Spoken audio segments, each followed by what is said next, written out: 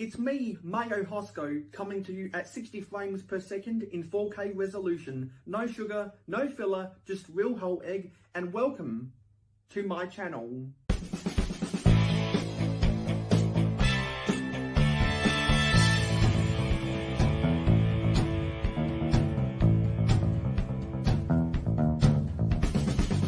Mayohosko, it's your boy, JP. Real whole egg. Everybody say real whole egg. Real whole egg. Real whole egg. Real whole egg. There we go. Capture that, Mayo. That's for you. That's for you. Everyone say real whole egg at the same time. 1, 2, 3. Real whole egg. Sweet. I'll cap that and then add it to the intro. That's kind of fucked up, though. It's a little off-centered. Everyone on the panel say it at the same time. Okay. Oh, okay. What are we saying again? Real whole egg. Whole egg. Okay. 1, 2, 3. Real Whole egg. Egg. Close enough. Well, if you don't mind me saying, a little bit of no sugar, no filler, a whole lot of real whole egg coming up on these Fridays. Hello, Miss Zambi here, saying real whole egg, mayohosko channel. Go check it out. Real whole egg. There we go. I don't know what else you want. Wait, why am I... Are you talking about like what goes well with mayo? Also, how did you even come up with the name Mayohosko? Like, do you just love mayo? I don't know. Rolling into the chat, we got to give a shout out. No sugar, no filler, just real whole egg. Splat out. That's what I'm talking about. Mayohosko. 2 whoop salute, Mayo. Welcome to the jankiness. For Mayohosko, I give you a real whole egg. Wait, where did all these other eggs come from? What in the name of the Emperor is going on? Everyone make sure to send in your videos of saying real whole egg and I'll add you to the intro. Thank you. Well, hello and welcome to episode 21, or should I say 21 of Real Whole Egg. This is a very special stream because it's something I've been planning for a little over a month now. We're going to be geeking out about Lego trains. I inquired with some people that I know like trains that are in my circle, and yeah, so we are going to geek out about trains today, and it's something I've been wanting to do for a while now, and I finally have the opportunity to do so. So let's put the music on in the background, and I will be talking more. I'll be expanding upon my thoughts about the Orient Express ideas set that is going to be coming out. Hopefully sometime early next year. Because if you guys remember my previous live streams in October, in October, when they announced technically when the the Orient Express got leaked, the pictures made their way around social media, and a lot of people were very skeptical about how the locomotive looks, and people who are ultimate train nerds, like people who will be on this panel tonight, might even complain about the passenger coaches. And I'm definitely one of those people, because the more you talk to actual real train fans, the more you begin to realize the inaccuracies of the Orient Express. And it was the release of the Orient Express, it was the leaks of the Orient Express that prompted me to want to do a train stream in the first place, because I thought, you know what, if I found some other train nerds to to discuss this stuff with me, I could make it a full show. And we have someone backstage who, when he made his debut on the mayohosko streams, he showed off his 9-volt trains, and they were freaking amazing.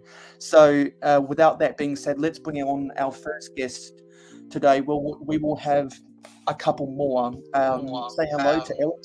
Hey, Eric. Hey. What's up? You might want to close this screen in the background. It's echoing. Is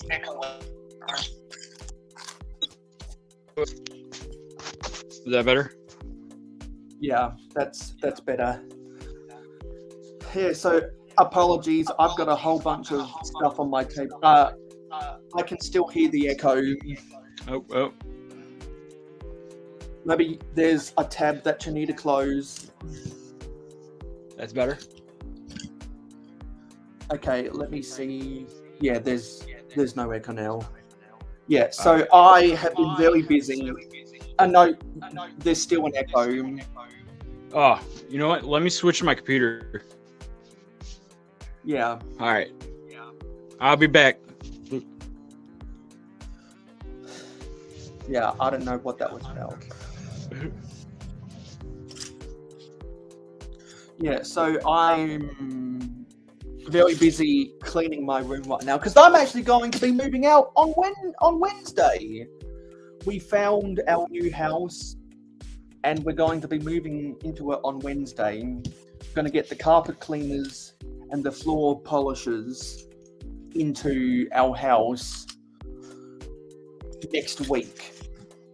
And while we're doing that, I'll be gradually transferring all of my Lego to the new house, which means that almost all of my Lego has now been boxed up, and that means that I won't be able to do anything mock related, or I might be able to do something very small, really small mocks on episode 6 of what's my Instagram live stream series called? Lego My Ego, on Saturday night, Sunday afternoon, depending on where you are in the world. So, yeah, and I might try do some other small mocks on Sunday night, Sunday night, Monday afternoon for episode, I think it's 12 of Miracle Whip Live, which is after hauling and bowling, before clicking and bricking. So my Lego is literally all over the place. I've got it in boxes. I've still got some mess on this table. I've got a lot of stuff in my shed, and it's a very complex schedule while we're planning out how we're going to move everything. And we have confirmed the dates for open inspections, and we have confirmed the dates for the auction of this house. So let's see who's in the chat right now. We have Johnny G, Steve Weiser, Dave Bricks 76, Lego Head Productions AZ, me from Blocks to Mocks, who will be on the panel, Missing Good Bricks, long time no see, Mikey J Productions, Zissou Salted First. Oh, you know what happens when Zissou comes into the chat? If you're a regular around here, you know what that means. If I can find it. Paradisa, Paradisa, sun is shining all day. You know what? What I need to do is I need to find a snippet from someone playing Zelda, and also add that to my list of cutaways I can put up. Because I know that Zissou likes Zelda. Yeah. Anyway, so we're just waiting for our train nerds to come onto the panel. And if you also want to come onto the panel and talk about trains, please let me know.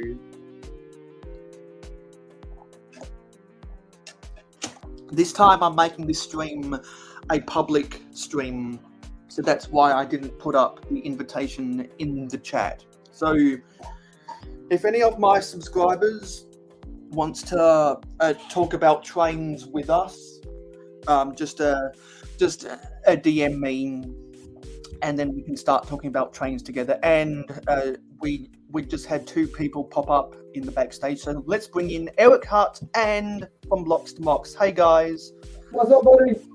What's up? And actually, I've got something pretty special for the occasion, because while I was cleaning up my room, I found my train whistle. I got one of those, Mayo. This motherfucker right here. I found it after what, 3 years? I almost dropped my laptop. So first of all, how is everyone's week? Some whistles, Mayo. Yeah, sorry. First I'll say, how has everyone's week been going? It's been hectic. Because my week's been selling a lot of like stuff. Yeah, so there's a bit of a delay because my week's been a bit up in the air.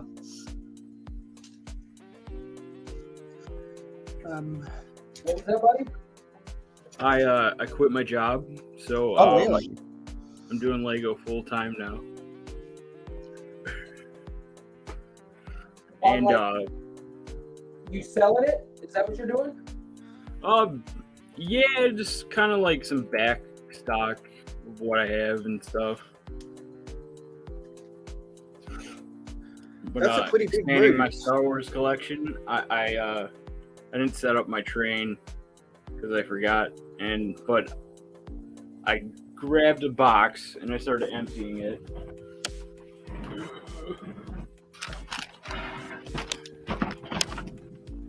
I like. Is that good? You see? That octane. Yeah, let's put this on the full screen. This is what all of the train people came to see. Look at all those trains. I'm still setting up, so forgive me. Yeah, because I'll see if I can identify some of the sets you got on the table. So you got the Octane twin tanker from 1993. You got the green cargo train from 2003. You got some rolling stock from the 2006 cargo train deluxe. You've got the railroad tractor from 93. You got the Emerald Knight from 2009. You got rolling stock from the 1994 Freight Rail Runner, and yeah, that's all the ones that I can see. Hold on, I'm still emptying a box, but. And you've got the Railway Express from 1999. Yeah. And a whole bunch of Star Wars back there. Oh, and you've got the TTX. These are actually custom made. They're really easy to make. I even made one in gray, if I can find it. Those, yeah, because all they use are the well wagons. So if you can get your hands on well wagons, those ones are really easy to copy paste. I think that one looks good. But like, it adds on to the BNSF. These were just like taken out of the box 5 minutes ago. So. And you know what? Speaking of the Burlington Northern Santa Fe, there's someone else who will come onto the panel later that actually bought some new in box a BNSF and Santa Fe stuff for a really good deal. So we'll just have to wait for him to come onto the panel, and we also have a light kit enthusiast who is also going to try and make it to the panel, who has the train engine shed in the flesh. Yes, that train engine shed is a very hard nut to find. Yeah, that train engine shed was from 2003, and many people, including myself, argue that it's the best Lego train destination set ever, because they made some really cool stations. They made some really cool level crossings, particularly the automated level crossing for the 12-volt era in, I think that was 1985. They've made some pretty cool freight loading stations, but for me, it's the train engine shed that takes the cake. Oh yeah. Do you RC, don't you have the train engine shed in your city? No, I wish. Because I know that you've made some mocks in your Lego city, which, by the way, go check out RC's Lego city on his YouTube channel. You've made some mocks that kind of look like it, but not really. Remember what we talked about with the 1x1 with modified? Yeah. The blue is the hardest to find. Yeah, because it was only finding the ones you were missing. You know what? I did not. I found some red ones, but Yeah, I'm missing 2 also for the. I've got the mail card with the. It's here. I'll show it to you right fast. Yeah, let's get a full screen on some of RC's stuff. Why can't I put RC on the full screen? Come on. then also I gotta go finding here. these in yellow is really hard. So yeah, for this card. Yeah. Those are because that's the what mail stops me from making truck. that one. Yeah, because that's the mail truck and the yellow locomotive from the freight rail runner. Yeah, and then I converted this because, like I said, I couldn't do track throughout my whole city, but I converted it. But I ended up just putting the battery box in there and then changing it to power functions. So then that way I can at least run it through my city. You know what I mean? And then I can switch it back if I ever want to. I've been selling all my power function stuff. Yeah. I got so many 9-volt motors. Like, I'll just randomly buy a lot, and all of a sudden there'll be like a motor in there, and it's like, oh, a $50 surprise. That's like and also in the bottom right corner there, RC, you've got the 1996 cargo railway. Yep. I got they call it I can't remember what they call it 100%, but the set number is 4559. If you want to, I'm looking at the box I got. But Is this an express railway or something? Yeah, it was. Yeah, well, in North America, it was just called cargo railway, but in Europe, it was called the shuttle express train. Normally, I like the North American names better, but for that set in particular, I like the European name shuttle express train better. Because I love that. What I always found weird about the cargo railway is that it's called cargo railway, but it's mainly a passenger train. Johnny G's. What's unique is the pieces that come off of it make it like cargo. Yeah, exactly. So each piece comes up. You know, the one thing I have a problem with this in my city is if you're transporting humans.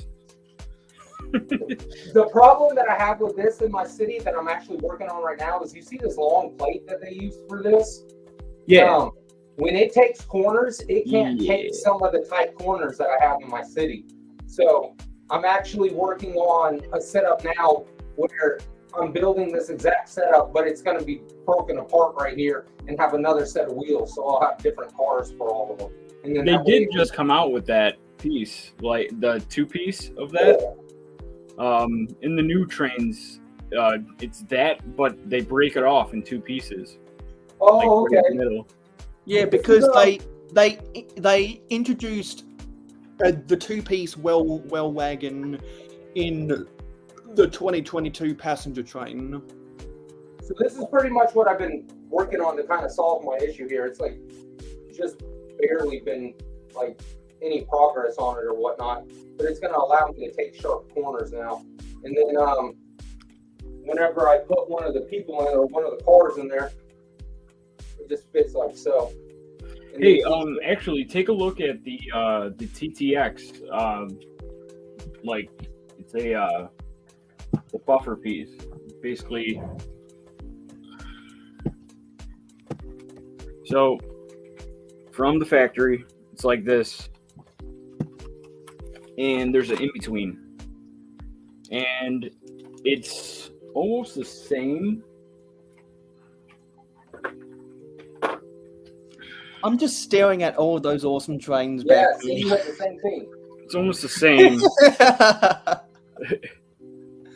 Got you. I'm a great camera guy right here. Yeah. This. So like what they did back in the day, and it turning no matter where it is, it's just enough, like where it's. Got you. It still has that little like stick out, but if you're doing power functions or motorized or whatever, why not put a one of those flex tracks in between? I know it's gonna mess up like the whole city design, but maybe a thought. I know what you're talking about, those pieces that can flip and fold either way, right? Yeah, that flex track or whatever. Yeah, yeah. Yeah, because the Flex Track originally came out in 2010, and I don't believe they sell it anymore because it wasn't all that popular. Yeah, because that's what's called a Jacobs bogie, and they did another Jacobs bogie in the 2013 Horizon Express, and the advantages of a Jacobs bogie in Lego sets is that it can get around the corners easier, and you use two less wheel sets. But the downside is that you always have to have the coaches connected, and that's why you don't see Jacobs bogies on freight railways normally, because you're more likely to keep coaches together than you are trucks together. Got you. Oh, do they, Mikey? I haven't bought Lego Train Track in a while now, but I know that you're just starting to expand your railway. Yeah. And so you'd probably know more about that than me, honestly. Yeah, when you buy the pack, it comes with a couple of pieces of everything.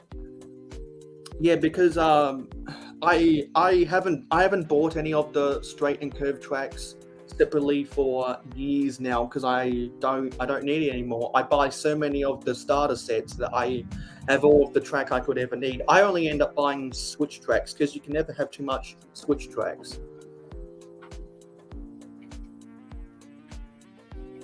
I actually got quite a few of those.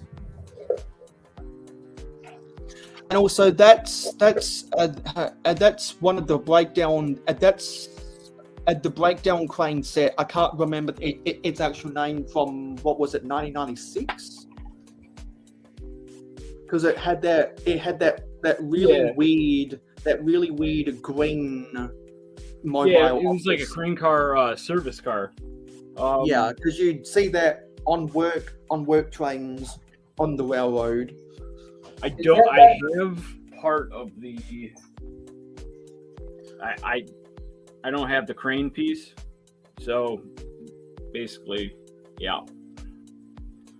And I ran. Did you piece that together or something? I did piece it together. Actually, a lot of this is pieced together. I know this one and two of its cars is a set, but then I made duplicate cars.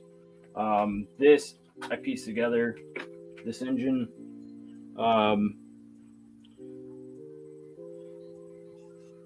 The only thing I couldn't make from that set was the little passenger car with the red window pieces. I think I made almost every one to that yellow diesel locomotive that you got, except the blue boxcar.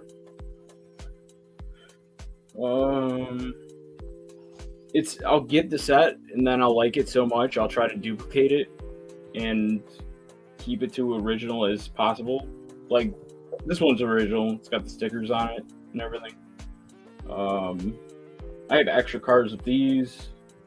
If I had a yellow piece like that, I'd have extra ones of those. That's the 9-volt speed train, right? Bullet train. Which one? That blue and white. That's the 9-volt like bullet train. Yeah, that's the railway. That's that's the Railway Express from 1999, which is one of the ugliest trains ever, and the Briggsar dubbed it the Mr. Freeze train. If you like put a like make it like kind of modern looking, it's not bad looking when it's going around. When it's like 4 cars deep, and these are the caboose and starter. Oh, gotcha. It grows on you.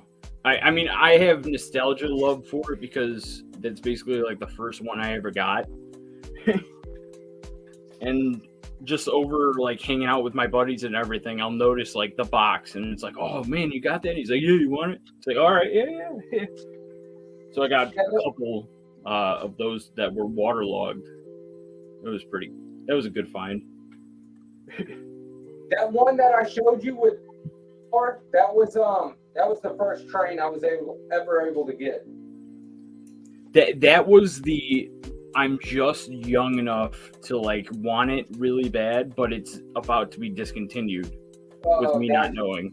Yeah. So it was like, oh, holy grail. That and the cargo train that was like its sister product. Yeah. That one I have in box. The red one? What's that? That red one's pretty much like the sister set to that. Yeah, that was out at around the same time. I forget what it's called, but I got it in box. because it was the red. It was the red cargo train from 2011. It was the same exact locomotive design as the green cargo train from 2003 and the freight rail runner from 1994. Just that it was much bigger because it had to accommodate the power functions battery box and the scale of Lego at the time. Because over the years, the scale of Lego Town sets in particular just keeps on getting bigger and bigger and bigger. I think this would be the last speaking of which considered set that you can get with 9-volt, right? 4, 5, 5, 7, I think it's. Nice, I like that one. City. Well, all of the 9-volt trains now are expensive, but I always see that and the Metro liner on eBay more than any other else. And that wire's seen better days for. Yeah, because the wires on those 9-volt motors would dry rot really easily. That's why people are now wary to buy the speed regulators on Bricklink, because you don't know if the cords are going to be dry rotted, and the wires that come out of the 9-volt motors would go to the headlights at the front of the locomotive, and the brightness of the headlights would be as bright as how fast the train was going. You got a whole bundle of them, and you've still got the white cable tie on it as well. Oh no, that's a little rubber band. The Lego rubber band. Yeah. But yeah, RC cars back in the day. Took a lot of these. Technic, the Mindstorm stuff. You can do a lot of cool stuff with the with all the Mindstorm crap. Yeah, RC, can we see some of the other trains on your railroad? Because you've got a pretty a pretty awesome vintage city. Yeah, you need to show off yours, man. Like, I don't have anything going on right now. Mine's all Star Wars. Hey PBJ. Also, very quickly going back into the chat. Someone was asking something. Where they? Yes, and Mikey J was asking, what's the best method for motorizing trains? I say the 9-volt, but if you can't afford the 9-volt, just stick with the power functions and the powered up and use rechargeable batteries. Yeah.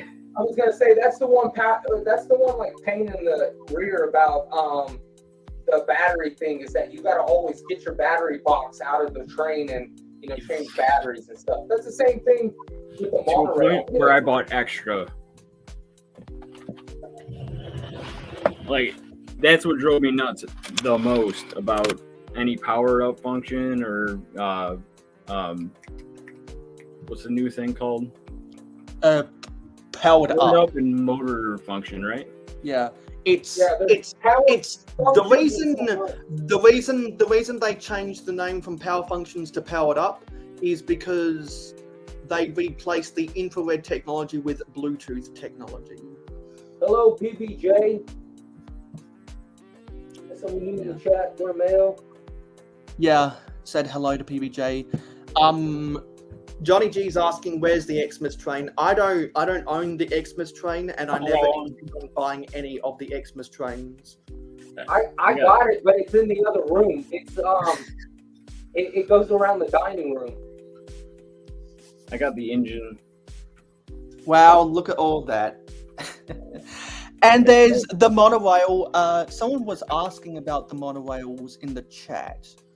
Yeah, I'm digging in your wallpaper, man. Oh no, that's painted.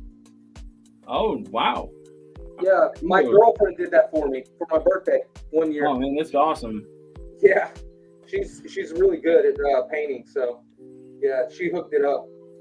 I am excited about moving house, Mikey J, because my parents are letting me keep half of the garage for my Lego, which is pretty cool. All right, so we're gonna move to this one. Let's see if I can move this around without pulling up too much.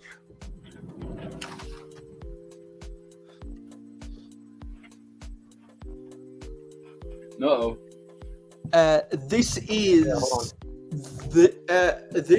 Real Whole Egg episode 21, and in parentheses, I like trains. If I had a live stream series of nothing but Lego trains, that would be awesome. But there's not enough of a demand for it. I'm gonna make my way up the TikTok ladder. All right, so obviously you guys know I got that train. We were just talking about this one. Yeah, we've seen the Shuttle Express train, but over to the left you've got the 2018 passenger train sitting inside the tunnel. Just to show you what I was working on right quick, like I was explaining to you, see how close that is already with the train station? And then as soon as it comes in any closer, it's already making contact there. So that's why I got to break that long one apart, because you see how much more of the track it swoops in with that long plate there. So I needed to follow that track better to get away from the building. So that's what I was telling you guys I was working on with this right here. You see I'm breaking it up in the cars. But with that being said, I think Johnny G saw someone had the Steamboat Willie. It wasn't me, because I don't collect anything Disney. I got we got this one right here too. Like yeah, that's what we were talking about with the freight rail runner. Yeah, and then it's got I've talked to some people on Facebook who say that that's actually their favorite. I like it. I thought it was really cool. I don't understand how anyone could think that's their favorite Lego. Well, that's the best train, because I think the Freight and Crane Railway from '96 is way better. You know, It's all about taste and locomotive, man. But I do know that the freight and crane railway divides a lot of people in the Lego train community. Some love it, others hate it because they think it's too simple. But I love the playability of that. And that's the 2018 passenger train right there. That's like the one that got away. I need to get that now. But I'm still on my Star Wars kick, so I can't get it yet. This train here. Who was asking about the monorail? No, the Orient Express is not motorized, because if it was motorized, that would probably make the set $50 more expensive.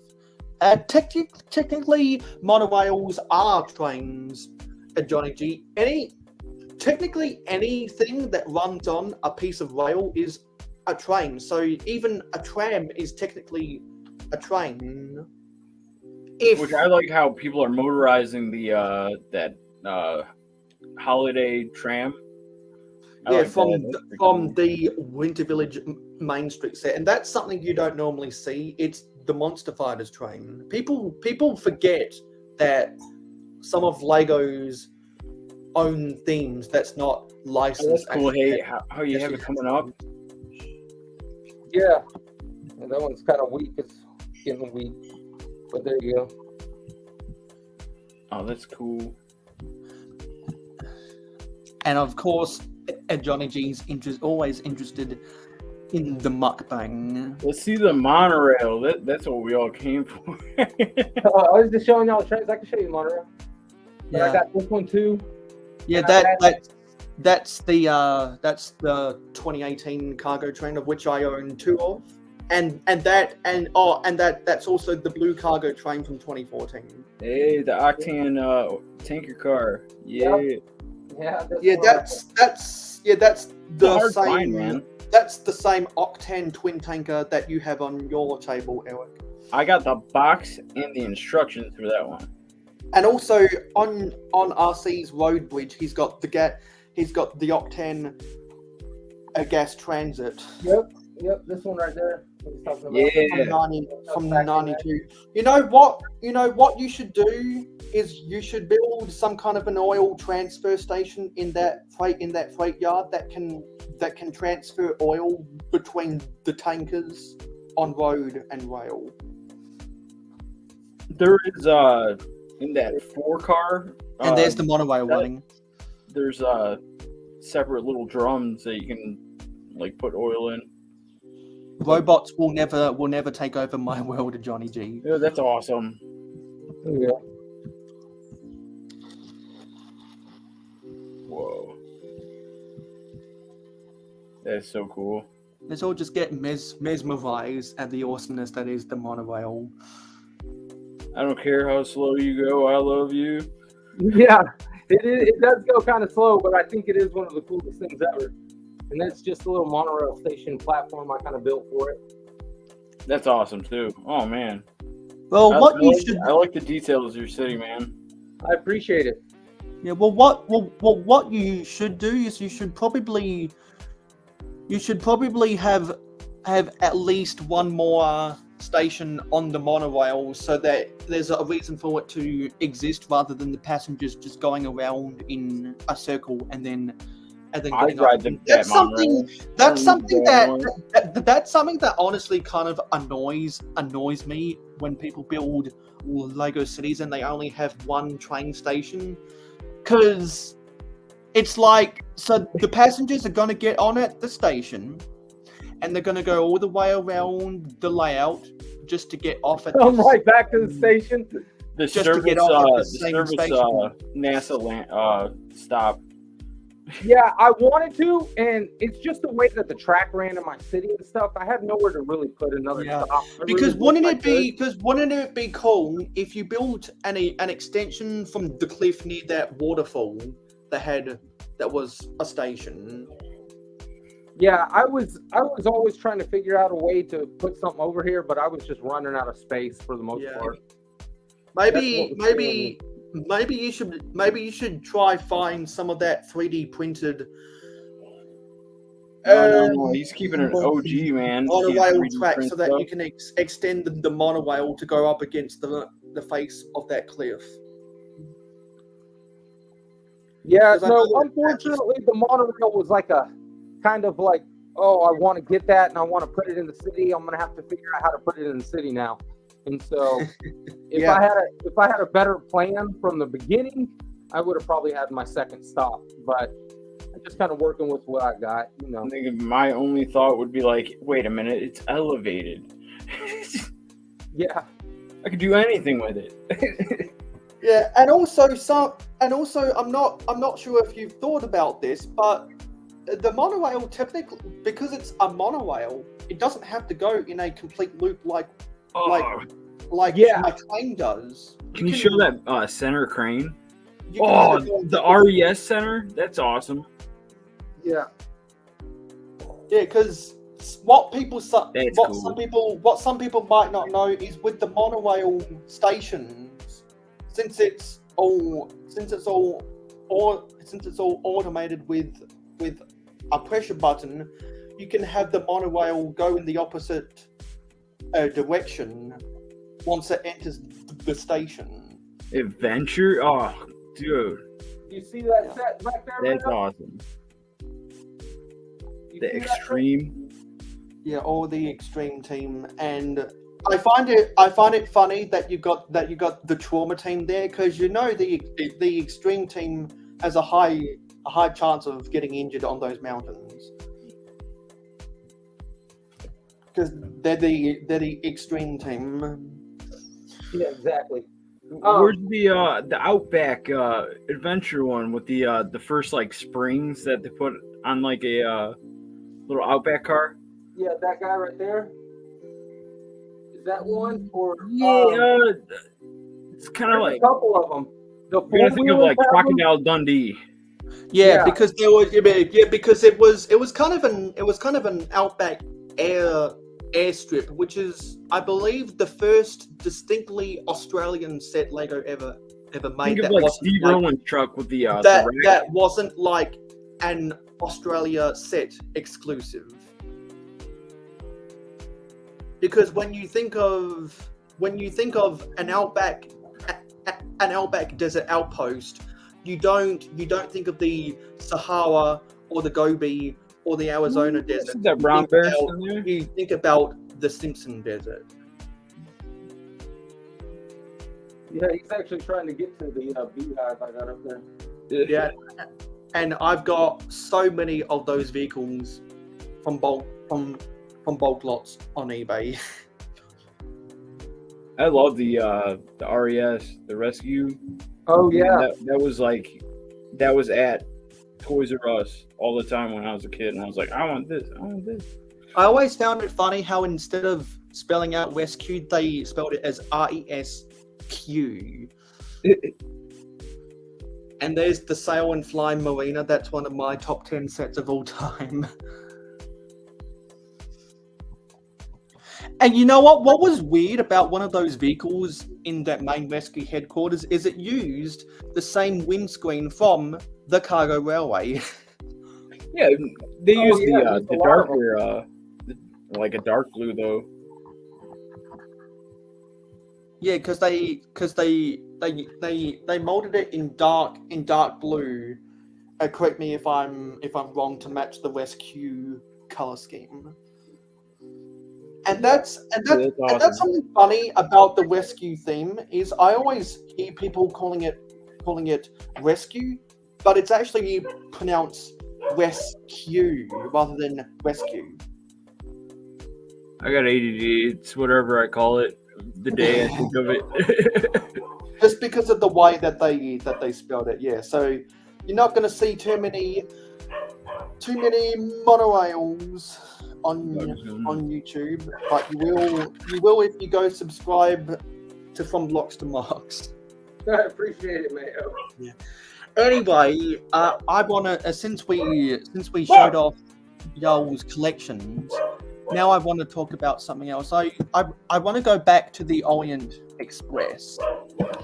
the images that got leaked. So let's go to the I thought Orient. that was my dogs first. Yeah, let's Google Orient Express. Let's go to Jay's Brick blog, and I'll share the screens because since this is kind of the latest Lego Train anything to come out, I think if we're gonna do a train stream, it's important to talk about it. So I'll ask the question: what do you guys think about this? I have already said my opinions before. I haven't seen it yet until I see it and can modify it to my liking to go around a thing. It's just that giant Hogwarts Express right now to me. Yeah, that's because unfortunately they did not take their time and effort to make the locomotive prototypically accurate to the French version of the locomotive that To a Lego standard, that train is perfect. But does it go around the city? Some are thinking. That's my Some concern. are thinking that the big wheels is going to make it difficult. I know turning circumference is going to be an issue. Yeah. That's a wide, pretty long. But either that guy has really small hands or really big hands, and he's making that thing look small, or that engine is really, really low. Yeah, because Compared to the minifigures. Yeah, because what I talked about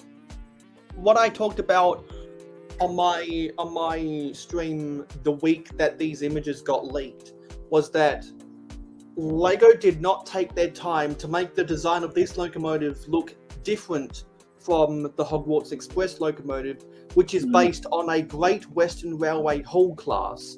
The French locomotive that pulled the Orient Express is an SNCF, which is the French National Railway, Mikado Class 141, and that's what most of the model train sets that are the Orient Express. That's the locomotive they choose to use because I think that was what was used most predominantly on the movie that was about the Orient Express train robbery. Most of those scenes, most of that movie was on the French lines on that route because the Orient Express goes through about 6 different countries to get from London to Istanbul, or as it goes, and nowadays from Paris to it doesn't go to Turkey anymore, and it doesn't go to England anymore. For whatever reason, they changed the route of the Hogwarts Express, of the Orient Express, probably because less people from Turkey and England needed to use it. But it's still an active train. It's just pulled by electrics instead of steam. The French got the fastest train in the world. Yeah, and so yes, because they have the TGV, which is what the Horizon Express is based on, the orange, black, and white version of the TGV, which specifically that color scheme of TGV is the one that runs from Paris to Lyon on the south coast of France. So like the airplane Hercules, not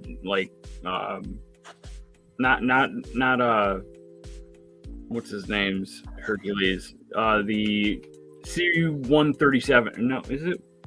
Yeah, it's a big cargo plane. So the French put that train in a drag race against that plane, and the train won. That's how fast French like trains a legit are. drag race, like lined up, and the train won. Yeah, That's because how I fast that believe train I was. believe I So believe cool. the top I believe the top speed of a TGV is 575 kilometers an hour, which is a little under 400 miles an hour.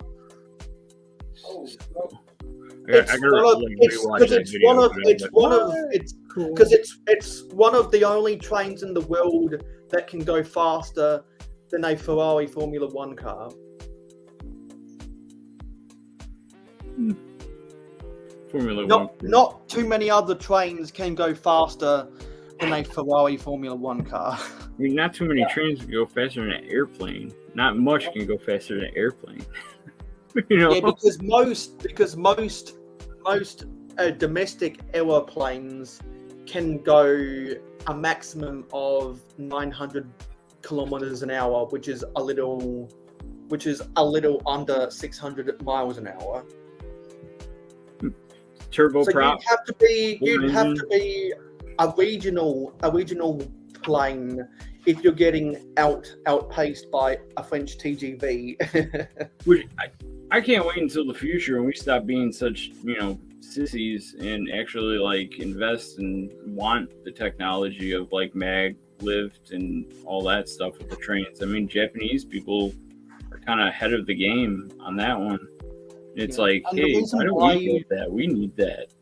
The reason why Japan is ahead of the game because their country is too small for aeroplanes, and they have a lot more concentrated population in metropolitan areas, which means that it's more economical for them to operate trains. However, but in a sense of a like, big, massive, sprawling countries like Australia and the United States of America, planes are more economical than trains. And more tires. In Australia, you got those big lorries with like the like six truck bed. Because a lot of the tractor trailers that go into the outback, they can have a maximum of 3 trailers because they have to travel so far. It's so difficult to get freight into the outback. However, That's thinking with your head. Since the US has a lot more population in the middle of nowhere, the maximum is only 2 trailers going cross country. 2 little trailers. Which is why freight trains are so much better than cross country tractor trailers, because freight trains can easily have 200 pieces of rolling stock. And I have definitely seen freight trains in my life that are easily 5 kilometers or 3.5 miles long. Thank you for putting that into American terms. Yeah, the reason I can do all those conversions is because I'm a nerd. That's something I wish I could nerd out on. Like, I need to be acknowledged, or like I need to enhance my intelligence when it comes to that stuff. Yeah, It's like because I know more, because I've done the conversions between the imperial and the metric system so many times, and I have so many American friends that it just comes naturally to me. Also with not only imperial and the metric system, but also time zones and currency. Which is why whenever, which is why when I think some of my Australian friends got confused in the chat earlier, when the US came out of daylight saving, I started my streams 1 hour later in this country because I cater primarily to a North American audience because that's where the eyeballs are. Yeah, because we're lazy. Well, also because I want to make things as easy as possible for an American audience so that I can capitalize off of that. Yeah, man, I'm a fisherman. I go where the fish are. Yeah. So I've already talked about how the locomotive isn't prototypically accurate, but also depending on which era of Dang the Orient Express you're using, some of them have green locomotives and green coaches, and others have blue locomotives and blue coaches. Many people are saying that they should have made this green, not blue, because the 1930s version, which is the most popular era for Orient Express memorabilia, to put it, is from the 1930s. Stop! Stop! Whoa. There was a big gust of wind or something. Hey, shut up, my dog. I just heard stop. Yeah. So I wish that this was green. I wish that the designers had put more differences between this locomotive and the Hogwarts Express, and I wish that the locomotive was 10 studs wide, not 8 studs wide, because you could have fit in more detail. Because the Class 141 has it has smoke deflectors on it, and Lego probably couldn't put smoke deflectors on it because they made the train, or they made the locomotive so narrow. But you know, it's but being narrow like that, it's going around like the system that's always been there, so that's good. Yeah, because I think they wanted to make it a similar scale to the Disney train. I mean, if we pull up every single Hogwarts train, this one stands out 100 times over because the passenger cars are just on point. Yeah, the engine. Beautiful. Yeah, it looks like it, but it's your typical European steam locomotive. I mean, I think that the coaches look fairly accurate. I just wish they were green. But since I know individual details about a lot of European and British steam engines, I'm hypercritical, because it's like over the years they've been making Hogwarts Express since 2001, and remember how the original actually came with a 9-volt motor? Oh yeah.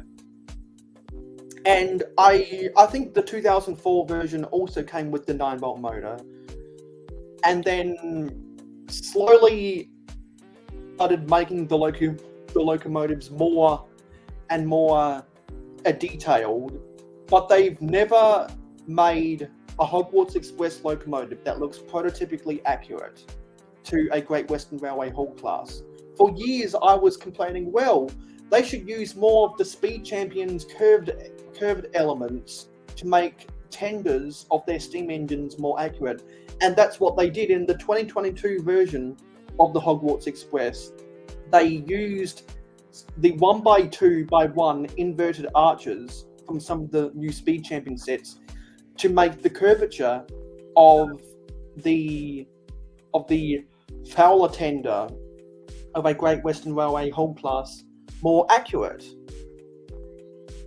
And I criticize Lego a lot, so if I want to maintain my integrity, I got to give them props when they do something right, and so I will always give them props for doing that. Now they've just got to continue to introduce more and more curved elements, and that'll make their steam engines look way better in the future, because it is hard to get curvature into a train that is made out of square Lego bricks. Am I right?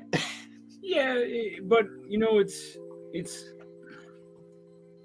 that's not like the detail like I really am concerned about. You look at a train, it's always going to look like, you know, that, but there is that subtle like curvature to it.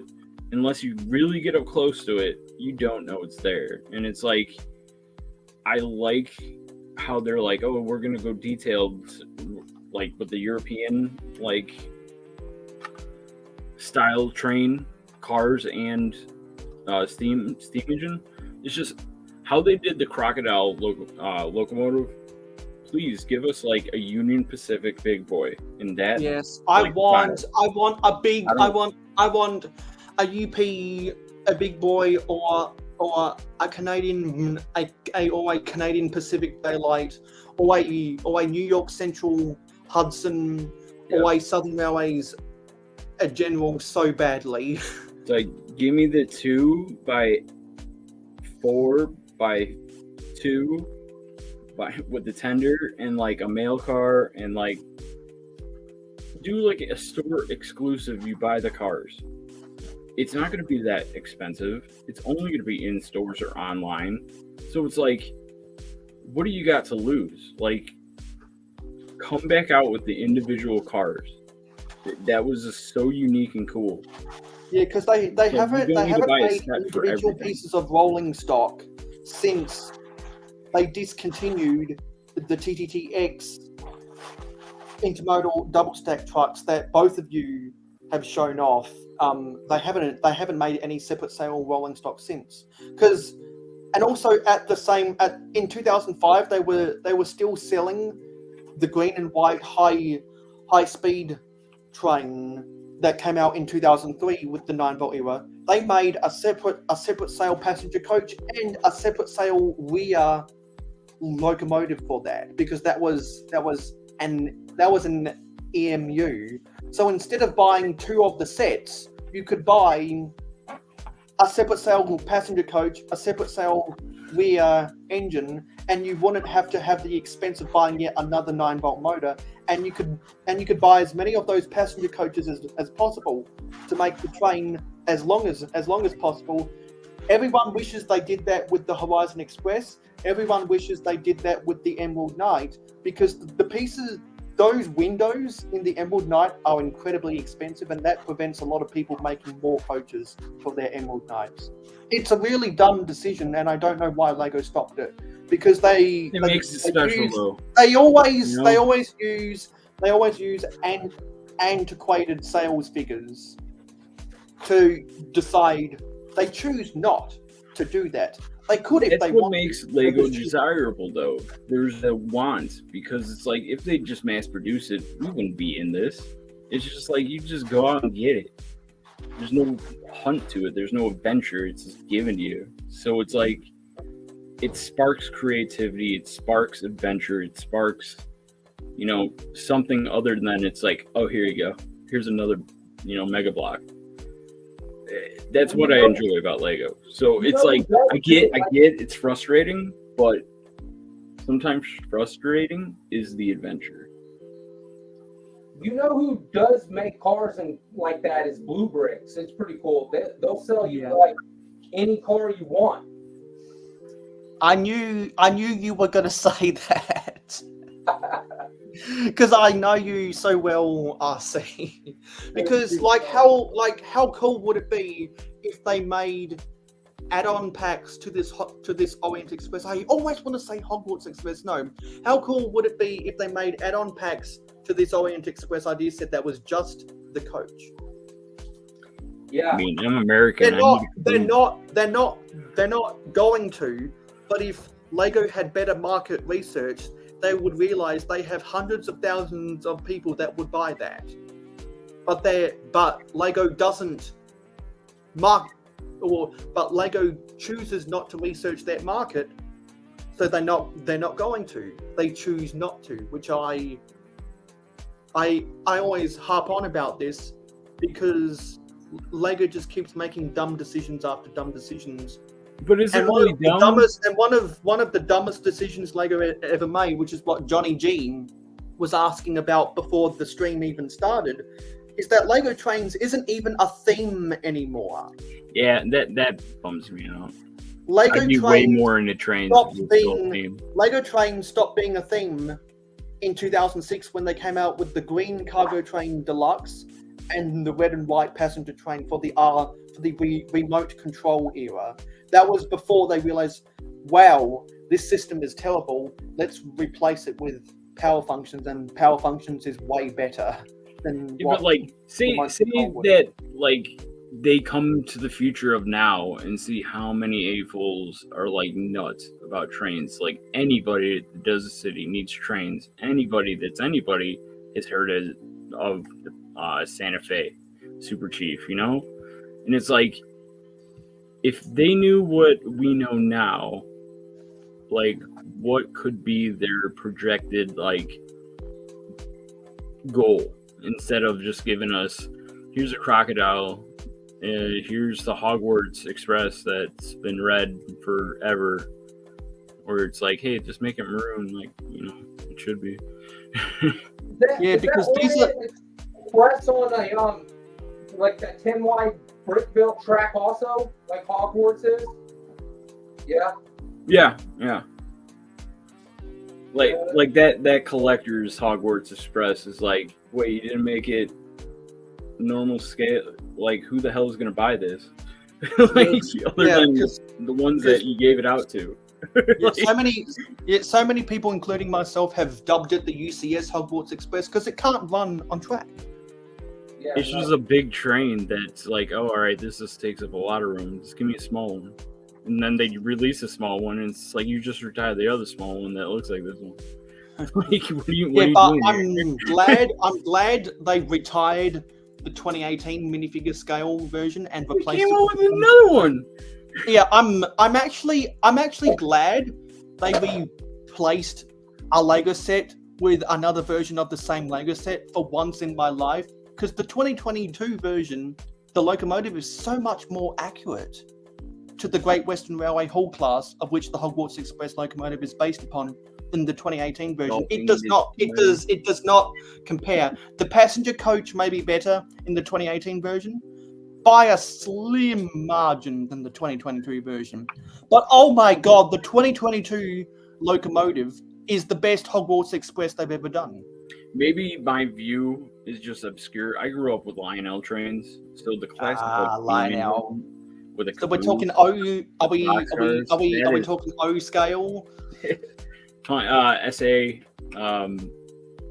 like standard, like basically the same size of what we have today with the Lego trains is what I grew up with. N gauge, I got into that a little bit, and it's just like, man, these are really tiny. They don't go that fast. Yeah, because I actually have some HO scale trains, but I just prefer to I just prefer to play with Lego trains because it's more manageable. That's where I like the 9-volt too, where it was like, all right, I see my dad playing with his like big model Lionel trains. I got my Lego stuff, and it's like almost like it's the same thing. It's like almost the same scale too. Like you can almost put it on the track. It's like, don't do that. We might burn something up. But yeah, and all of that crap with the safety concerns is why they got rid of the 9 volts in the first place. I did everything under the sun to those tracks while that motor was running or anything, and nothing ever happened. I don't know who, like, all right, maybe if I light it on fire with a whole bunch of lighter fluid and then turn it on full blast and then arc it with a wire, yeah, you're gonna start a fire. No shit. Like, that shouldn't really be a safety concern.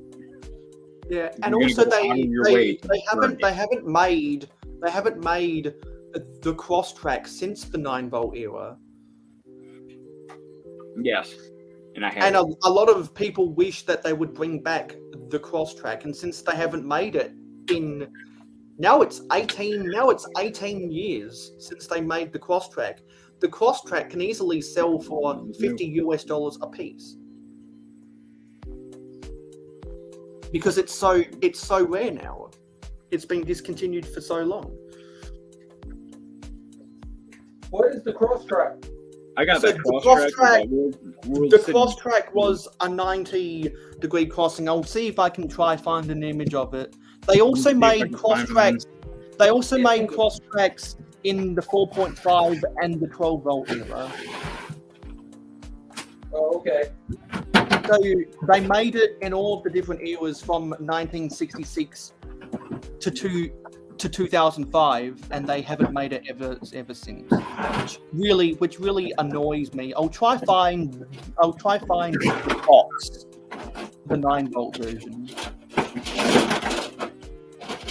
Yeah, because I literally just saw on eBay, someone in my country is trying to sell it new in box for $120, which is probably Eric's getting some out of a box right now. which is probably $85 American.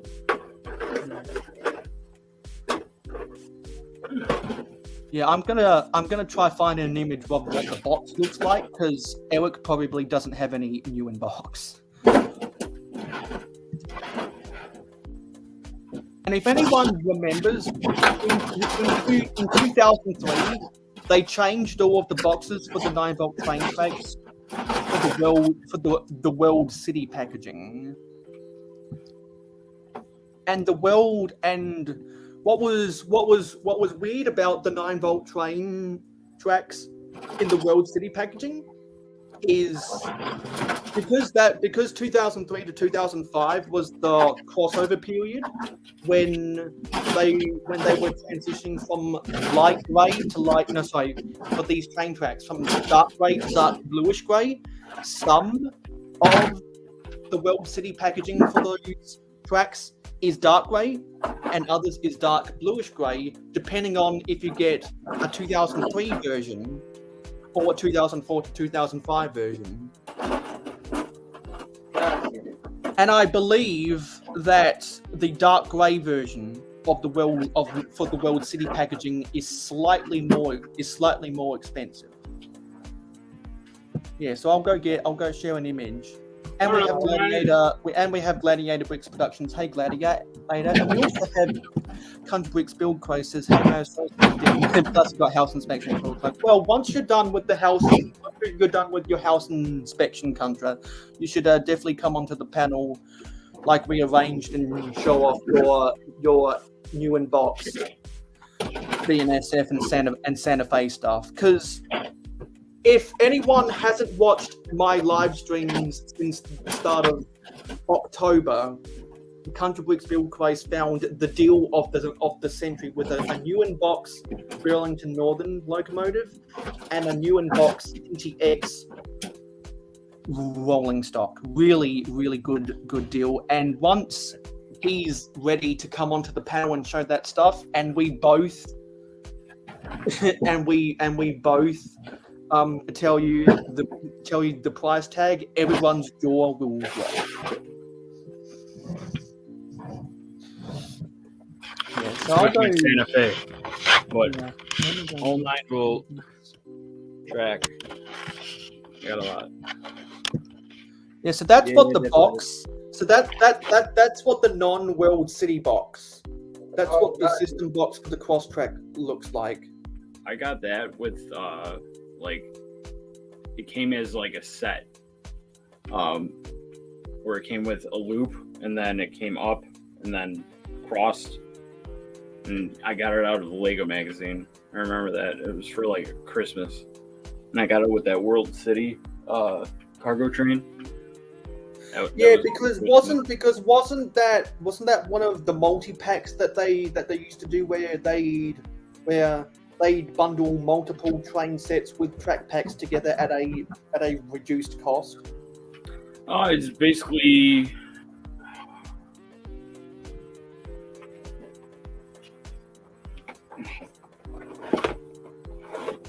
because I remember you could used to buy whole sub themes of Lego City, whether it's just the police sets or just the fire sets or just the construction sets or just the airport sets or just the construction sets for as a bundle at a reduced cost, and they don't seem to make those anymore. I believe they were Lego Shop at Home exclusives, and you could order them. I have the magazine, and you could order them out of the Lego out of the Lego Club magazine. No, it's just basically you just went to Lego and you're like, give me a free catalog, and they sent it to you. If you lived in Illinois, it would come in 2 days. Yeah, and you could order it straight out of the catalog. So that's what it looks like new in box. Can you show your cross tracks up to the camera so we can see what it looks like in real life? Because I don't own any of the cross tracks. The only cross tracks I own is the double crossover from the power functions, and that is one of the I think that is the most expensive piece of Lego train track they've ever made. Yeah, that large. Because that thing can easily sell over $100 US. It's over that now. Yeah, even though there's an aftermarket company that's been producing a lot of like track and stuff, which is pretty cool. I think it's like Tri-X or Tri. There's Tricks. Something There's like Tricks. The two leaders in the 3D printed track industry is Tricks Bricks and 4D Bricks. Which kudos for them for doing it. Because they make the larger radius curves.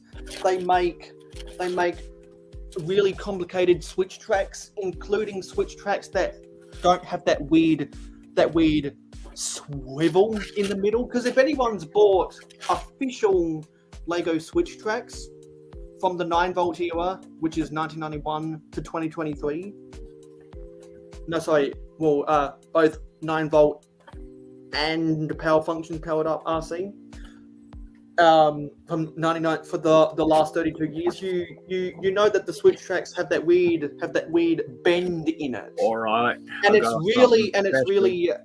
that bend is really annoying. Yeah. Because the original design of the switch tracks were from 1966 to 1990. They were parallel switches instead of turnout switches, which means that once you switch your train onto the other track, they would be parallel with the main line. So if you're really lucky, back in 2005, this was your Christmas catalog, and it was amazing because you got Star Wars in the back. It used to be trains in the back, but Star Wars became more important, and you could buy track. That's the one I got. Oop, that one. But yeah, because that was a elongated figure 8 with a passing siding, and you could get that as a bundle, and it says right there, save 15% off. And if you buy some of the bigger bundles, then the discount would be even more. A way that Lego, well, I think that Lego did to get you to buy more track. $10. A pack of nothing but straights, or a pack of nothing but curves, or a pack of nothing but crosses. They don't do that anymore. They don't do that anymore. They combine the straights with the curves, so everyone has way too much curves. Yeah, and that is one of the most awesome catalog pages ever, because you got the really cool train level crossing, you got the Santa Fe Super Chief locomotive, you got the Santa Fe Super Chief passenger coaches, and the train engine shed.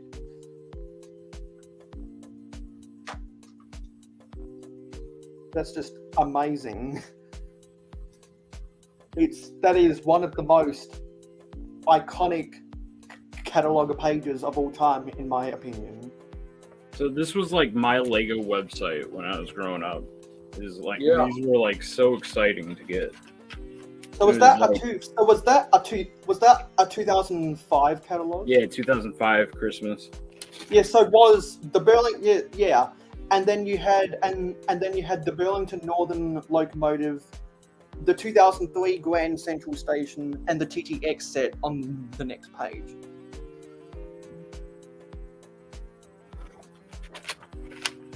God, if we can just go back.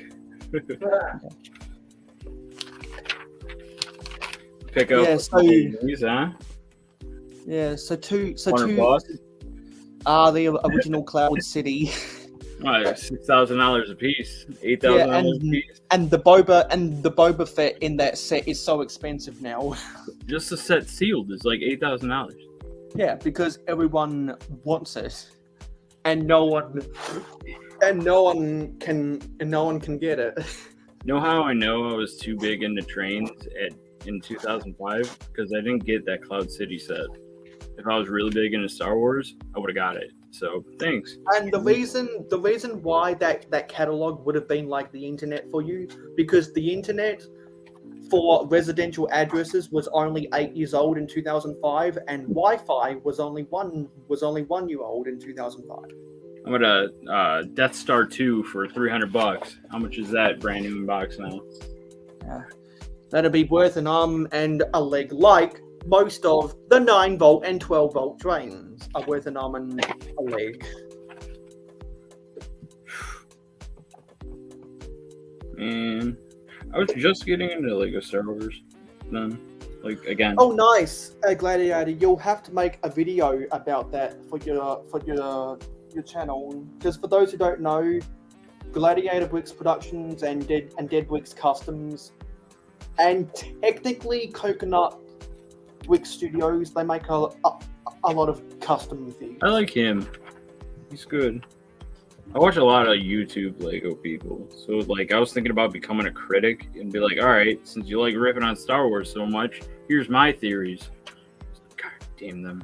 Yeah. It's like, oh, I'm on the negative Star Wars Yeah. bandwagon. This is what I didn't Coconut like. Brick Maybe not Studios. real. Yeah. Coconut Brick Studios with the Star Wars. A Dead Bricks Customs with the Ben 10 and Five Nights at Freddy's, and then Gladiator Bricks Productions with the Warhammer. Back when they like put thought into their advertising for a product. Isn't that nice? Yeah, that was Vladek's Castle from Knight's Kingdom 2. And look at all those awesome not 9-volt, Knight's Kingdom 2 sets. 5 seconds in an Adobe shop, you can produce this again, Lego. What the heck is the matter? Yeah, because we're not talking about Castle. If I was to talk cool. about Castle, I would be doing that with people like Mikey J. Productions. God, I wonder how much that thing and is Richard like from nowadays. Altoid. That's probably the best mobile crane ever made. That Technic version. Do you guys remember the Lego Technic sets that had the air pumps in them? Yes, because they made a Life on Mars set, and they made a Mars mission set that had the air pumps that if you press down, it sent the Martians or the minifigures through a tube. Oh no, that's something different. This is what I'm talking about. It's like in the 90s they had like a Lego submarine with like air power. Oh, you're talking about the air pump Technic pneumatic set. Yeah. I've seen those on I see those Technic pneumatic sets from the 90s on eBay all the time, and nobody's buying them. I like them for the nostalgia reason. Yeah, and I actually acquired this thing, right? I actually acquired that same pneumatic pump, but in yellow, not red, from an eBay bulk lot a year ago. Yeah, the I got the yellow one one is what too. came in the submarine, but that's exactly what it is. And they have little hoses and everything that fit in fittings. Yeah. I'm actually trying to get my hands on some of those sets, because my high school has a bunch of Technic and Dacta sets hiding away in a closet.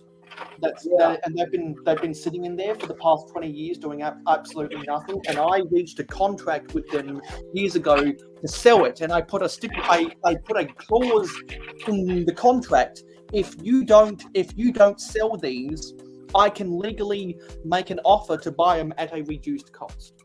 because I gave them the prices of everything they could sell it for. I said, okay, all of this, I said all of this is estimated current value at $2,000, and whatever you can't sell, I can legally make a reduced offer, and that's what I'm gonna do because they have not contacted me ever since that they've sold any of that. So I might get my hands on some really cheap Technic and Dagda sets soon. Nice. I have a whole Technic bin. I've been making stands. Kind of fun. See my Y-wing or the U-wing stand? Nothing cool. And I have it spread eagle.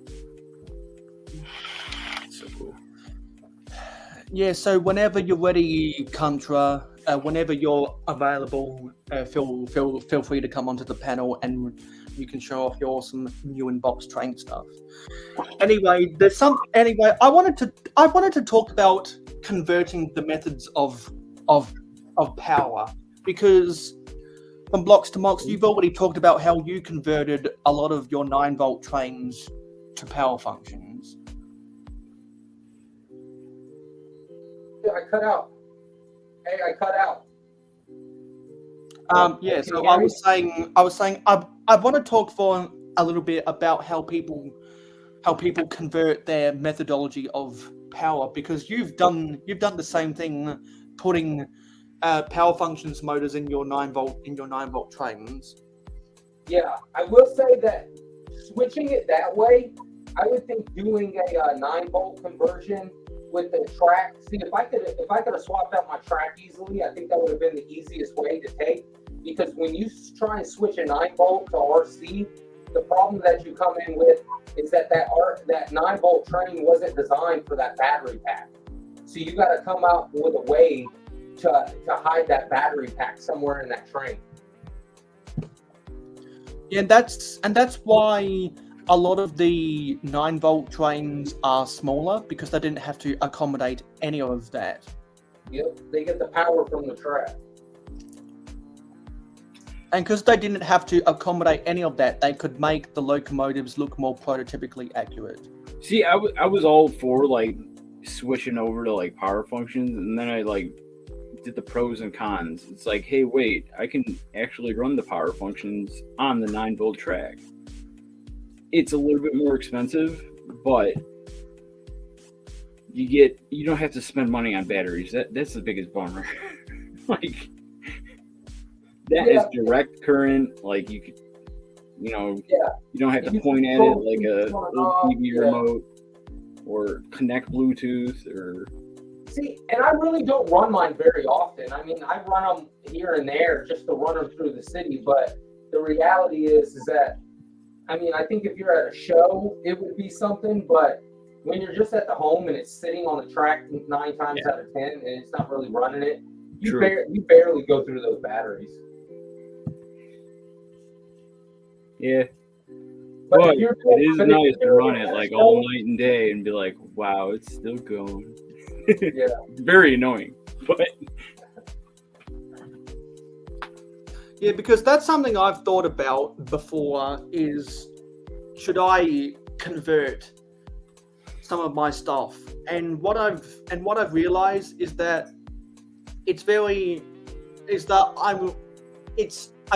I simply cannot afford to go back and get the 9-volt stuff. So I've always thought about how can I piece together 9-volt and 12-volt stuff into the power functions? How can I do the reverse? Because normally what people do is they take the power, they have a big layout that they take to LEGO conventions, and they convert the power function stuff.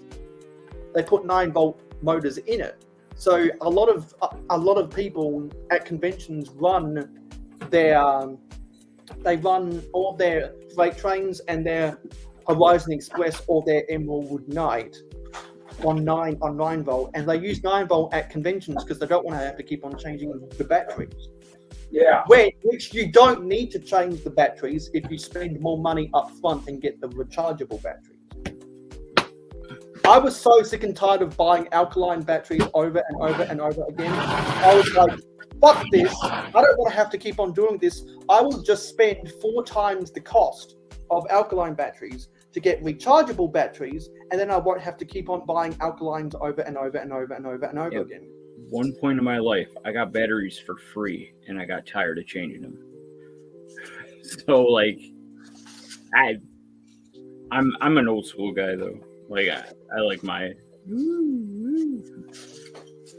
I don't trust the ether that the what commands things to do things. Analog. Yeah, and that's why I've thought about how I can create chassis that are power functions and adapt them to the designs of 9-volt and 12-volt trains, because it'd be cool to piece together something that looks like the intercity passenger train from 12-volt trains in 1980, the one that has the official yellow and red Dushabahn livery that German railways used to use on all of their passenger trains before they switched the liveries of their high-speed trains, which are called intercity. They have the ICE on it, ICE. They switched it to the more sleek white with the red stripe. That is very indicative. That set is very indicative of German railways in the 80s.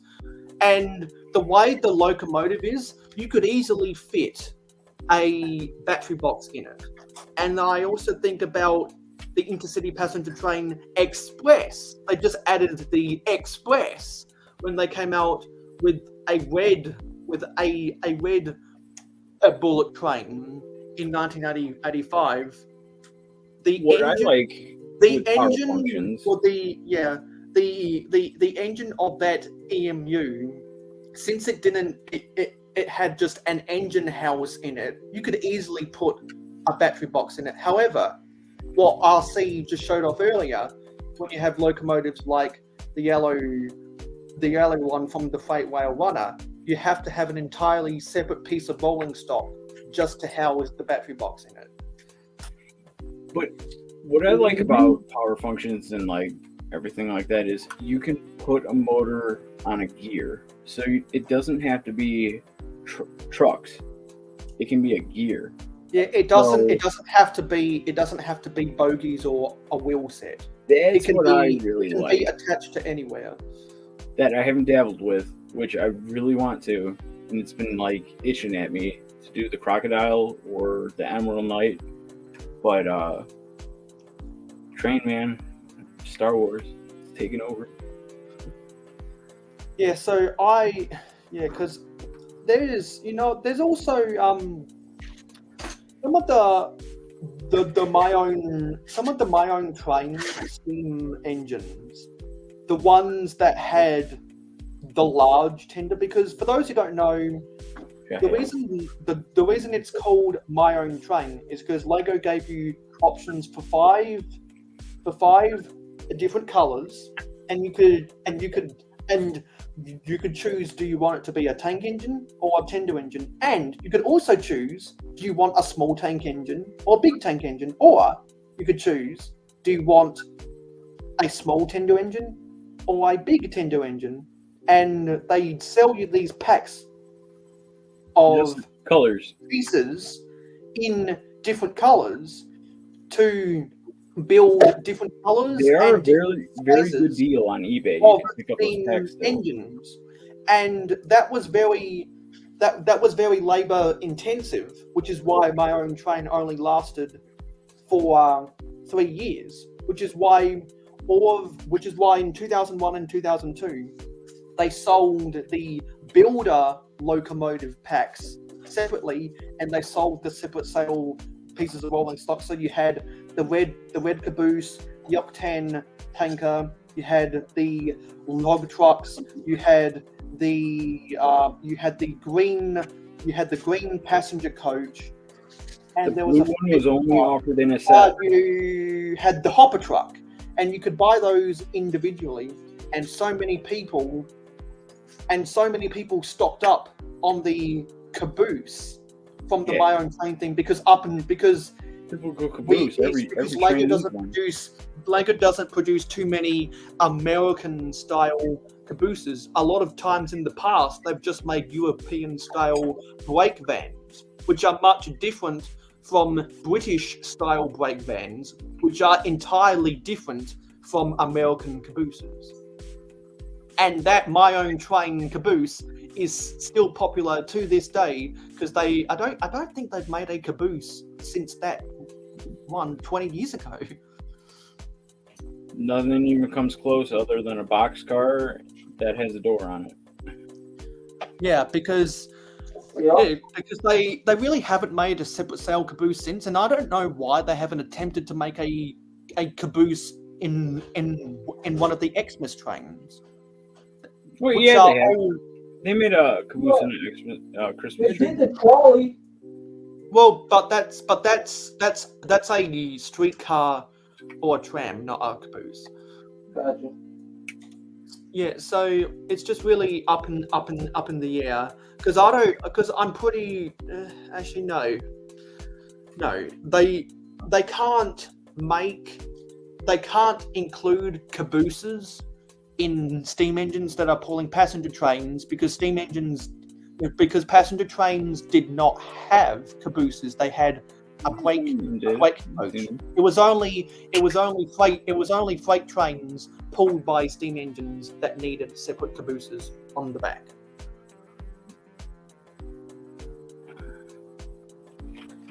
And so when Lego realized, oh, that's all very labor intensive, this is costing us too much money, they decided to scrap the My Own Train theme, and they used those poor sales figures, which are antiquated, to not make more train sets these days. Because My Own Train was kind of the nail in the coffin for the train theme as a whole. At least that's what I can point to. And if anyone goes back and Duck Bricks has this book that he read on a live stream that I watch occasionally, and it's all like the innards of the Lego workings, like during certain times with trains and everything.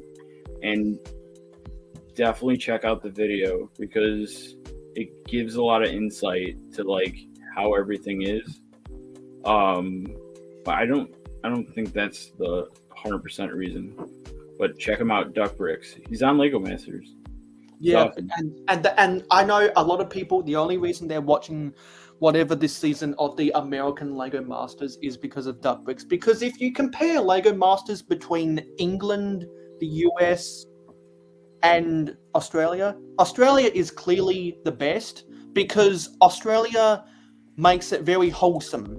The English version is more amateur because it doesn't take itself as seriously, but the American version is terrible because Fox.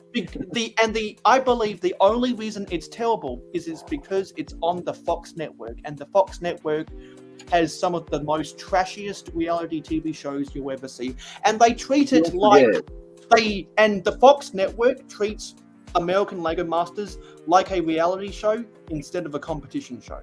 They put it on the same day as football, so like I never get around to seeing it. Yeah, so I have to watch Hulu to watch Lego because Masters. I firmly believe the only reason. I believe that the American Lego Masters was fucked up by the Fox network, and that's why I've heard so many Americans say, "Wow, the Australian version is so much better," and the difference is the Australian version is on Channel 9 and the American version is on the Fox network. No shade thrown at the Fox network because some of my favorite shows of all time has come out of the Fox network, but the Fox network deserves its share of criticism, particularly with the Lego Masters. I think it's just like, oh, it doesn't have enough drama, so it's like, oh. Because, like, if you watch American TV, it's just like, all right, who's talking shit about who today? And it's like, wow, all this entertainment, this is great. I think that they misunderstood what Lego Masters is supposed to be. It's not supposed to be jam-packed of drama. It's supposed to be just watching people build. There's a couple times I tear up from some of the people on there that are like, "Oh my god, you are a diehard fan!" Like, And that's why I get it. Like, and that's why I keep on hearing people say, "I'm not watching it anymore. I'm not watching it anymore. I'm not watching it anymore." I do want to watch it. It's really because people can't stand the over dramatization of it. That's America for you. Yeah. You don't like it, you get out. America. Biden was in town today. His helicopters were flying over my house and stuff. I was like, "Hey, it's not Thanksgiving yet, Joe. Don't pardon the turkey." Oh. Interesting. Gladiator Bricks is asking, what is the worst set ever made? That is a good question. There is a lot of candidates. I know it's kind of on the spot, but maybe I'll say what comes to your mind. What is the first set you think of as the worst set ever? Because me personally, what comes to my mind first as the worst set ever is the Nick Bluetooth from a Galador. Anything mech, like even including Barnacle. I never liked it, but I did like building it. And then I say the Nick Bluetooth from a Galador. Eric's saying one of the just a random Angry Birds kind of sucked. A random Bionicle set. RC, what about you? What's the first set that comes to your mind as that's the worst set ever? I can't say Friends because they got good colors. Yeah, no. Ben 10. Oh, Ben 10, that was pretty bad because that was just a cheap version of Hero Hey, there you go. I'm back. I cut out for a second. Can you hear me now? Yeah, we can hear you. Okay, I was gonna say, me personally, I know a lot of people will probably hate this, but it's gonna be like the Harry Potter Hogwarts trains that are the shelf pieces, bro, that you can't use, you can't do anything with. It is because at least like I could hate on Duplo and stuff, but like if you're a 3-year-old, I mean that's a good set for you. And then like I could hate on Friends and stuff, but like you said, they got some good colors and some good parts and some good builds. But like a Lego set that you build and it just sits on the shelf, there's no playability, there's no you just look at it. I don't know, that kind of kills it. Yeah, there are some pretty bad dust collectors, and I'm kind of an anti-dust collector set, which is why I don't buy too many sets that are just dust collectors. Gladiator's saying there was one set from Star Wars I hate that had Rose Tarko and Captain Phasma. Oh, and I think Contra's agreeing with me about Gladiator, about a Galador. And Contra also said the guy who sold me the BNSF in Santa Fe, a whole big box full of 9-volt track. If he had more money, he would have gotten all of it. Bunch of gold do you have there? And wow, that seller also had some of the monorail for sale.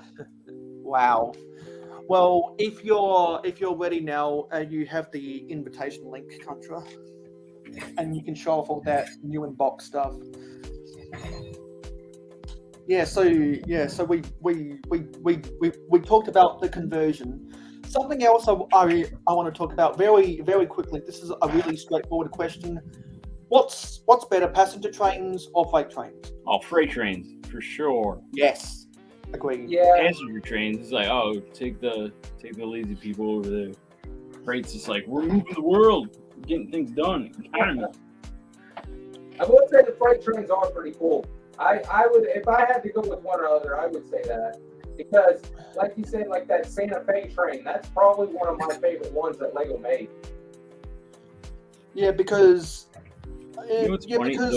as sleek and shining as the Santa Fe Super Chief sets are, I still prefer the Burlington Northern Santa Fe locomotive and the TTX. I still prefer that. Simply, I think there is an Australian and an American bias because both of our countries, because both of our countries are so used to aeroplanes being the predominant cross-country travel, not trains, and freight, and our countries are so big that we need to run extremely long freight trains. That's not the case in East Asia or Europe, where those countries are significantly smaller, to where passenger trains are more economical than domestic aeroplanes for travel, and therefore, since their countries are so much smaller, it's easier for them to transport freight via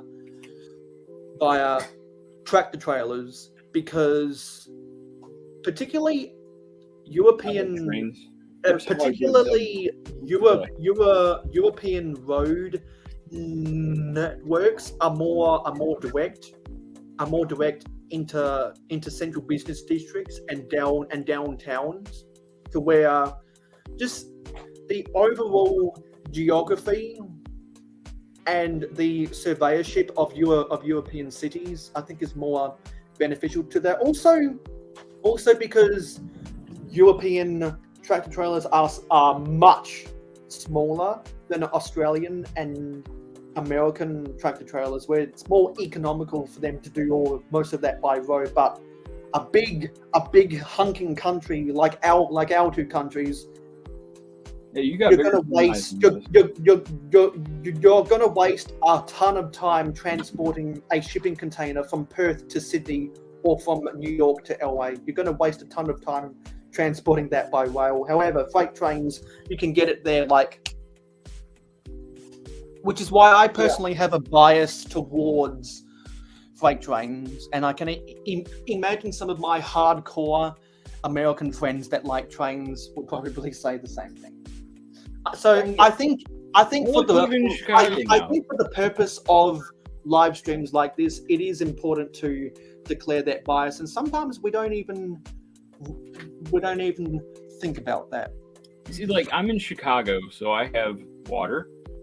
I have, center of America for railway. Yeah. Because Chicago is one of the only American cities that has railway yards for all of the big four railroads. Plus near Schaumburg, where Brickwell Chicago is, that's where they even have junctions for Canadian Pacific. Union Pacific. No, I've seen both Union Pacific. Oh yeah. Okay. And Canadian the black Pacific. Because when I went to Brickwell Chicago, I traveled from Schaumburg to Chicago on the Met train to do day trips after the convention, and as we were going by O'Hare Airport, there's a railway yard there, and I literally saw BNSF, Canadian Pacific, Union Pacific, and Norfolk Southern locomotives in the same yard. Sadly, there was no CSX in that yard, because CSX have their yards in the south of Chicago and in western Indiana. Because I actually, because this is a true story. I paid an Uber driver $90 just to get me from downtown Chicago to one of the Walmarts on the Illinois-Indiana border and back again. Just because I wanted to say, hey, I've been to Indiana. That is the only reason I did that. It's like, wow, everything's boarded up and burned down. This place sucks. And Gladiator's going to bed. And we also have Witches Lives. Hey, Witches Lives. Still waiting for the inspectors. Okay. Well, yeah. So maybe that might not happen. So I would recommend anyone that wants to see wants to see Contra and I talking about the deal of the century, go back and watch one of my live streams in October, and I'm going to be collaborating with him. Going to try to get some images and footage of all of that stuff because I want to make a separate video about it in 2024. I have a whole bunch of video projects. I got videos I can send you. It's just I don't feel like digging it all out, man. Yeah, I've got way too many video projects that I've got to start filming when I move house, and most of them will probably be early access on my Patreon. So if anyone wants to see all of my videos early access, it's best to go pledge to me on Patreon. There's a link in the description.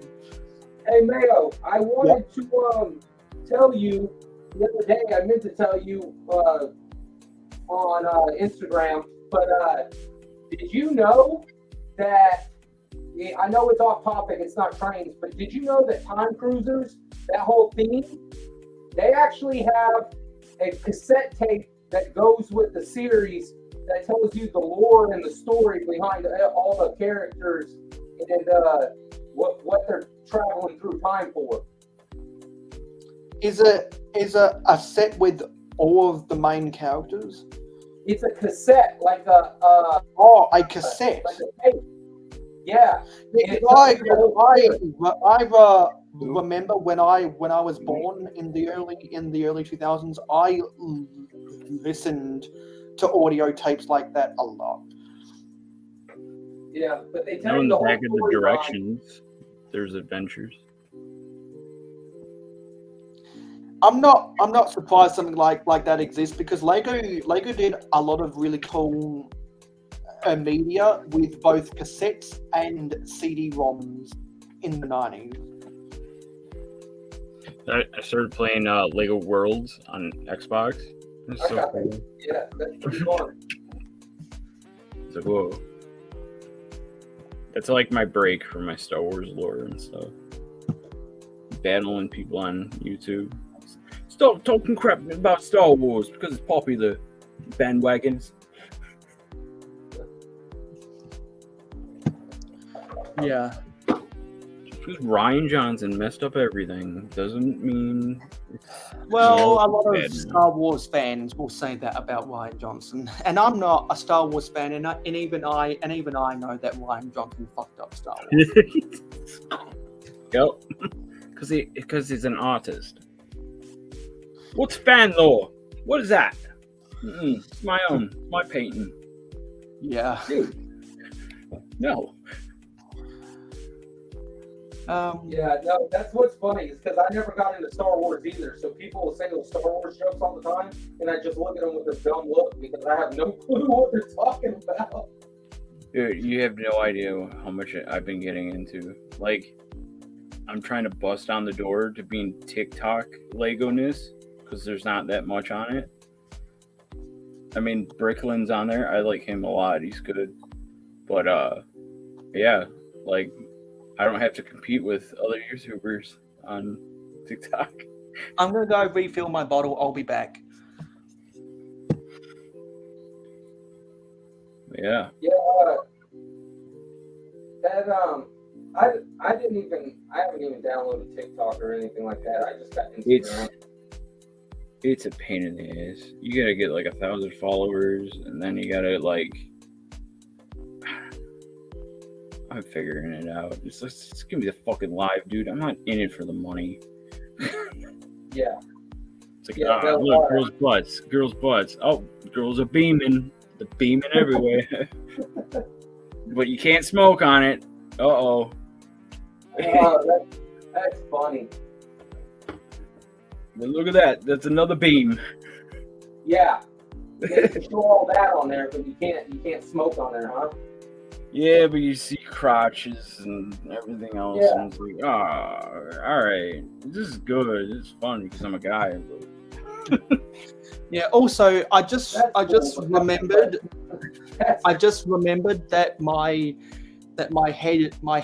headline underneath my title is "Fly Eagles Fly," because if anyone follows me on Twitch, you might remember that I was on one of Moments of the Magic's live streams when they were watching the Buffalo Bills game and he let me on the panel because I'm as much of a geek for the NFL as I am a geek for Lego trains, and so and I left that as the title. I might just have to keep it there just to piss off all of the Kansas City Chiefs fans. I hate sports in America. It's like, all right, I like the team, and then it's just like, oh, how dare you like an individual on that team because we're just going to trade him in 15 minutes anyways.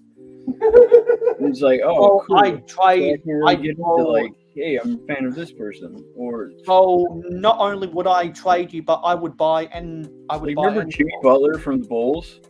Who? Yeah, exactly. He was big back then. I hate it. Like hockey. I hate hockey. God.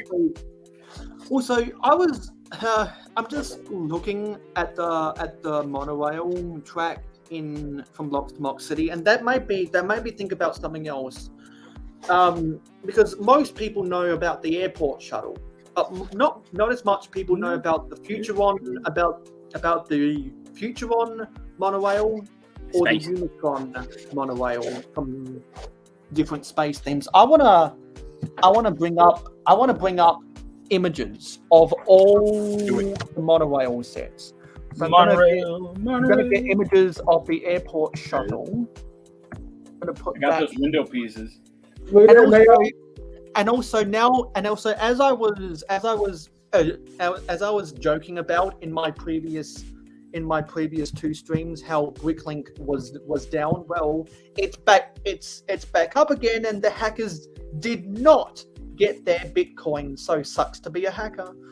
Dogecoin right now. Bitcoin's tomorrow. You see here, Mayo? Yes, that's the Futuron monorail. Yeah, I got this one too. Yeah, because you told me about a month ago you got that used. Yeah, I got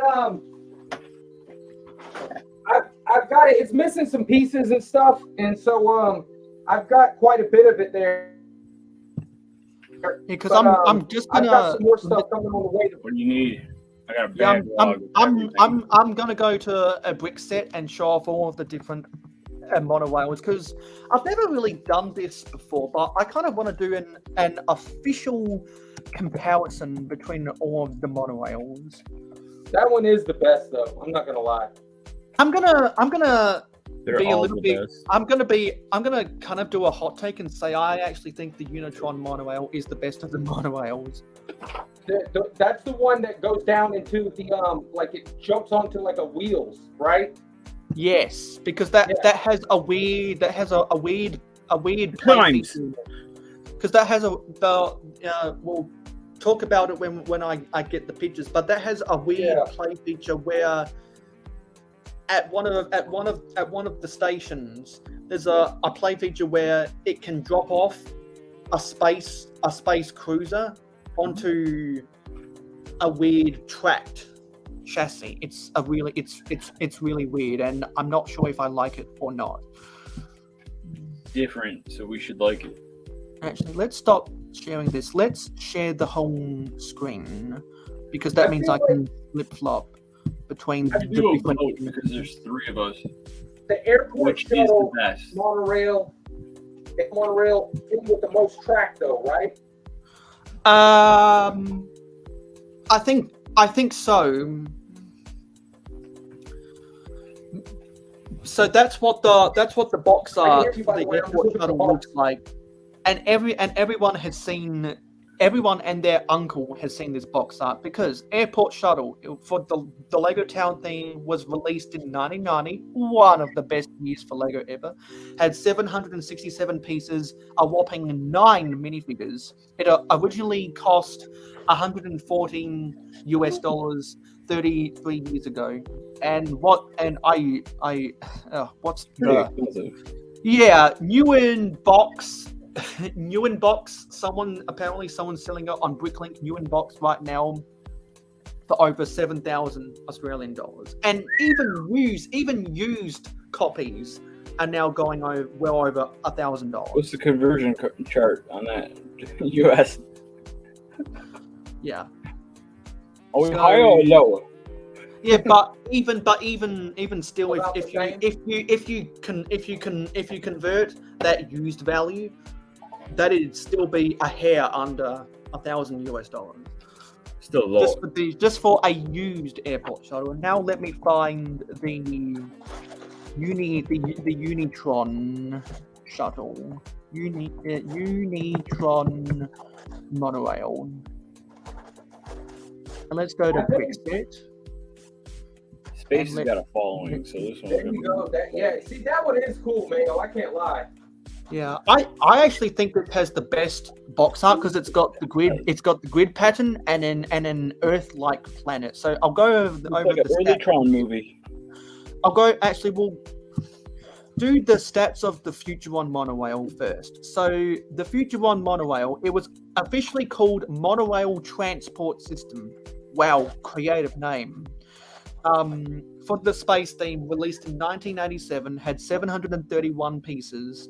Only 5 minifigures this time, and that was actually $15 more expensive in 1987 than what the airport shuttle was, probably because it came with way more accessories and those quarter round dome pieces, which from Blocks to Mox has from some of the Aquazone sets underneath his city, would have added a lot to the cost of this set. I got them right here somewhere.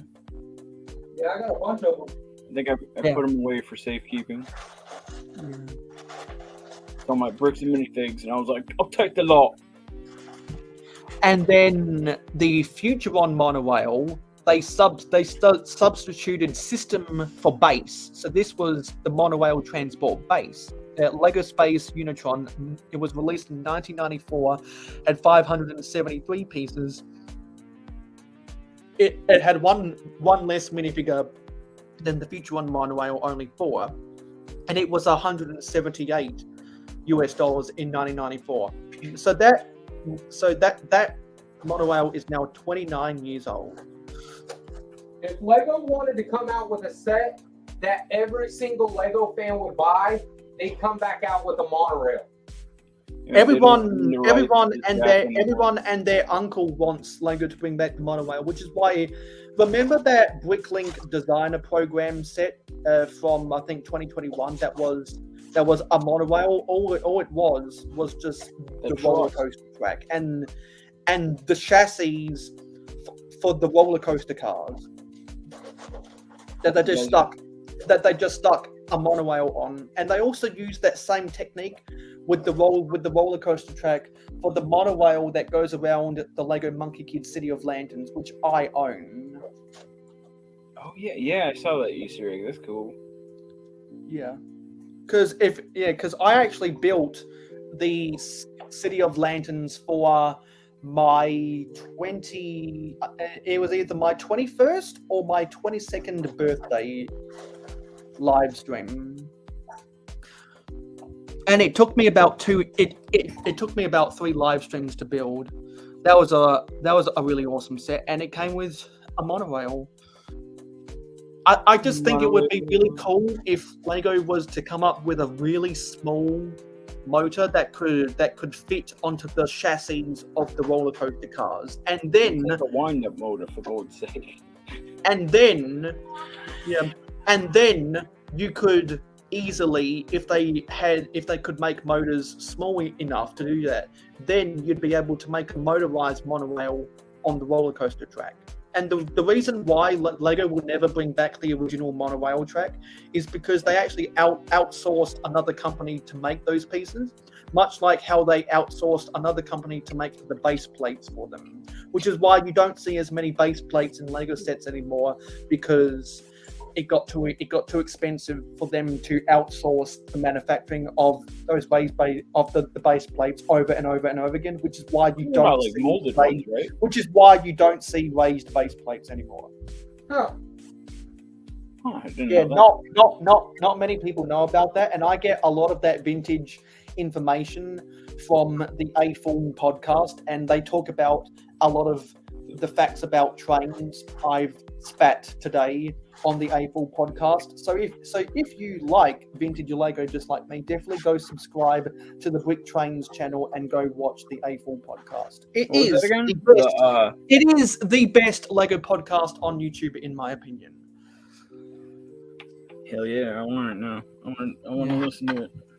So out of these 3 monorails, which is everyone's favorite? I know most people will say the airport shuttle, but I honestly like the Unitron monorail.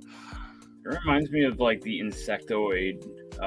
Yes, it had a similar color scheme to the insectoids. Just take out the white and change it to black, and that's pretty much insectoid. Yeah. Because for those who don't know, I like the moon one. Insectoids, in the storyline of insectoids is that they were all on a planet that was inhabited by large insects. So in order to do their mining operations on that strange planet, they Starship Troopers. disguised. Yeah, exactly. They disguised all of their rovers to look like an insect. You see the Lego meme of it's like Lego designers and it's the Starship Troopers people and like an infomercial. It's like, I'm doing my part, and then it's Tim Robbins like, I didn't do fucking shit. It's so funny. Yeah, and see to be the honest, movie, I Mayo? don't think that the Futuron monorail gets enough love. I do like it though. I'm not gonna lie. That's why I got it, because I'm gonna put it in my classic space whenever I do classic space. But my favorite's gonna be the airport shuttle for sure. I think the people that appreciate the Futuron monorail the most are those who exhibit at conventions Lego Classic Space dioramas. Those are the ones who appreciate the Futuron monorail the most. Because, like, for example, when I went to Brick World Chicago, Ficken Bricks exhibited all of his classic space sets, and he ran the Futuron monorail through his classic space diorama. And I'm pretty sure that I have video of his Futuron monorail going around that I have on my Mac somewhere.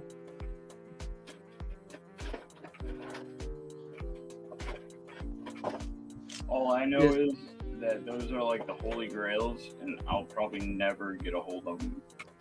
I know I'll never get my hands on any of the monorail, which is why I really hope Lego comes out with a small motor to adapt it to the roller coaster track. That's my only hope.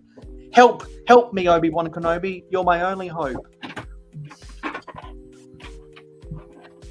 You'd be surprised. It's actually easy. It's easier than you think if you just keep an eye out on some of the websites to get those monorail systems incomplete. That's how I get them, and I get them way cheaper than what it would cost to buy them used or whatever. But just find them incomplete, where they have most of the monorail, the tram itself, but then they're missing a lot of track or something, or they're missing. Right my alley. Looks like Contra might have the time now to come off and show his deal of the century. Dave is saying, I just don't have the room to start train track. Yeah, that's what a lot of people say, because it's very difficult to incorporate trains into anyone's collection, and that's why I always say, and most city builders will say, if you're going to build a city with Lego trains, you always want to build the city around the trains. You never want to build the trains around the city. And we've got Contra backstage right now. Hey, Shane. Hey, what's Come up, on. brother? And Go on. the Brickers Live said, I've got set 6808 with the original Blue Benny, my favorite space set 6982 with 2 yellow astronauts split into 3 parts. Wow, so you must have some classic space stuff. Anyway, how's your week been, Contra? Yeah, not too bad, mate. Just busy. Yeah, so as I've been saying on stream, the reason why I wanted Contra on today is because to show the deal of the century. So I'm guessing you have it nearby. Yeah, it's right behind me. I've got them in plastic, wrapped up, keep them in good condition. Because once you go get them for the close-up, everyone's jaw will drop. Everyone's jaw will drop, and I'll even do a live reaction once Contra retails how much he paid for it. Yeah, Mayo, I haven't actually looked to see how rare they are to get in Australia. I know a lot of the Americans are like it's on their wish list. Yeah, because as you're turning the box around, you see that it is a box, and with all the shininess on it, it's in pretty good condition. Yeah, I'm pretty sure it was his Pops from his Pops collection that passed away or something. I recall him saying. So yeah, really great to have the boxes for sure, and they're in mint condition. In the flesh, you're not going to see that too often. Those sets new in box. Yeah, that's what I was saying, especially in Australia because they're in American trains. Fun fact: that locomotive and those cars were made less than 5 miles away from my house, right in countryside.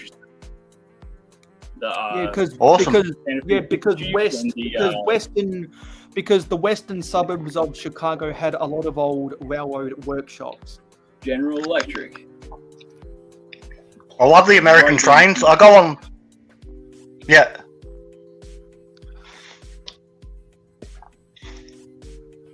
Yeah. So I've got my jaw ready. So those are all normally really expensive, aren't they? I think we can all agree. Particularly new in box, you'd expect to pay several hundreds of dollars each for those. Yeah, he had the whole set. How much did you pay for them, Contra? So I got him for. He was selling the trucks and the 2 trains together for $1,500 for the whole lot. But then I said, "Can I just buy the trains? You'll probably be able to sell the trucks separate and get a lot of money." When I went to his house, the tracks were all in separate boxes, brand new, in a big box. So each lot of tracks are in each box. So there was like about 10 boxes I think he had left because he'd already sold a couple. But if I had more money, I should buy the tracks and keep them for an investment because I haven't looked how much they're worth. But yeah, they were brand new in the box. So each lot of tracks were in separate boxes in a big box, basically. But so for the whole deal, it was $1,500 for the BNSF and the Santa Fe, plus all the trucks he had. So yeah, and I just hit him up for the trains. Then he said he'll get back to me if he can sell the trucks separate. Then he got a buyer for a couple of the trucks, and then when I went there, yeah, so I got the 2 for $500 all up. Nice, very nice. There's my live reaction. That is the deal of the century because about almost a month ago, Hunter and I were going back and forth on Instagram because he thought I would be interested in that, and oh boy, I was interested. And so he gave me the details as everything went down, and when we were talking about it, I was like, oh wow. I don't think I've seen that with those sets for that cheap. And sure, when Contra came onto one of my streams and we got talking about the deal of the century, I looked onto Bricklink to see what both the used and the new values were, because at that time Contra didn't know if he was getting a used copy or a new copy. And then when he got confirmation he was getting new in box copies, the Bricklink, what he paid was 3 times. No, sorry, it was a third of what they're selling for on Bricklink. Yeah. A third. So essentially, for those two 18-year-old new in-box sets, he essentially got them 67% less than what they sell for average on Bricklink. 67% off for an 18-year-old rare set. Crazy. If that isn't worth dropping your jaw over, I don't know what is. That is crazy. Yeah, and so I got into talking with Contra about I want to talk about why Lego trains are ridiculously expensive on a video, and Contra agreed to lend me some of his images and some video of those 2 sets so that I can go into a little bit more about how if you wait patiently, you can find deals for trains every now and again. And then particularly for people who are just trying to sell off their collection, they just want to get rid of their Lego either because they need money urgently, or they don't have the space to keep on doing it, or they don't know what they're selling. And those are the people that you want to buy from, and those are the ones. Yeah, for sure. Those people are getting sellers, wiser by the day, though. I mean, it's just like back in the day, you could go to the thrift store and get anything you wanted Lego-wise. Now it's like, I got a box of 15 pounds. It's about 1,500. It's like, what? Dude, is that gold?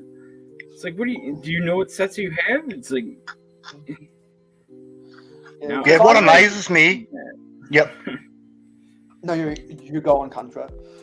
Yeah, what amazes me, right? He said to me he'll sell them to me for 500, but he could sell them for 1,000. But he reckons that he'd be sitting on them, so that's why he offered them to me for 500 for the 2. I was like, oh, okay. Like, I knew they were rare and hard to get, and especially to get them in Australia. Like, they must be more rare to get actually in Australia than America.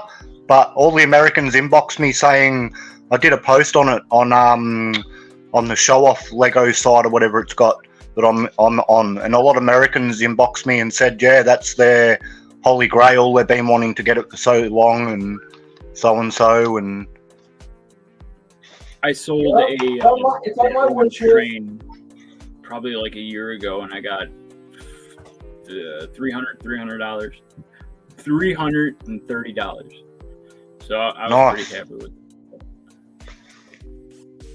But I have another one, so it's like, all right, I can let one go.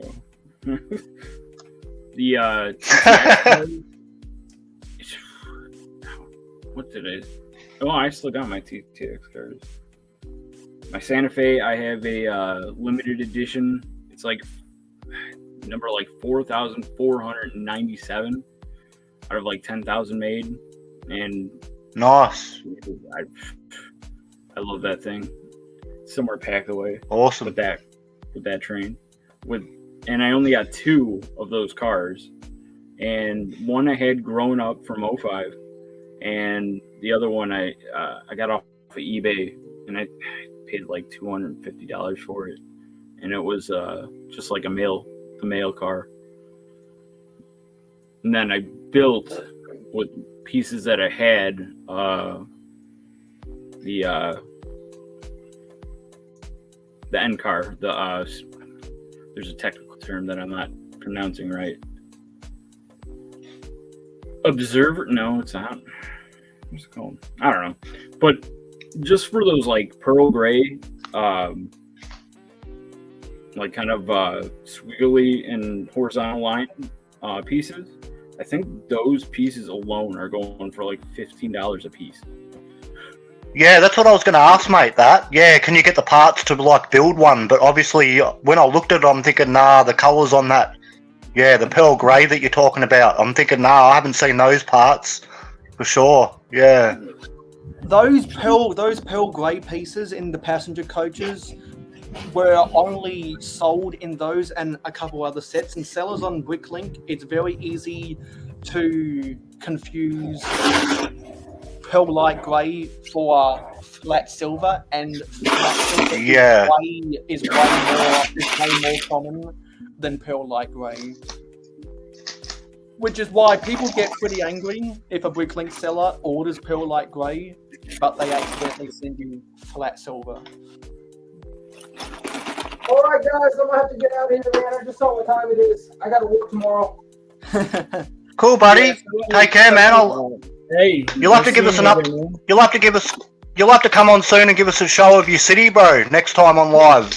Yeah. If you go back to the beginning, I kind of went through it. Okay. Cool, man. All right, buddy. All right, man. We'll talk to y'all soon. Wait, where can we Take find care. you on social media? Where can we find you on social media? From Blocks to Box, either on YouTube or Instagram, either one of them. So, And how about when can we expect your news, the next city update on YouTube? well, I'm getting ready to make another parts order. So as soon as I get some more parts and I get more done, I'm gonna go ahead and make another video. But I'm gonna try and shoot for monthly as of right now. Yeah, because I always recommend people who have Lego cities do city updates on YouTube at least once per month, and yeah, you should definitely go subscribe to from blocks to mocks to see more of his city. Definitely do that. Anyway, thanks for geeking out about trains about trains. We'll have to do this sometime again next year. Yeah, When the absolutely, Orient, man. probably when the Orient Express set actually comes out, we should probably do this. Yeah, let me know. Anytime you want me on, just let me know, man. I appreciate you having me on. Yeah. Anyway, have a good night, RC. All right, buddy. We'll talk to you guys soon. Later. Have a good night, man. See you, man. Peace out. We just had Lego Team B and Minifigure Collector come in the chat. Hello. Yes, we did already talk about how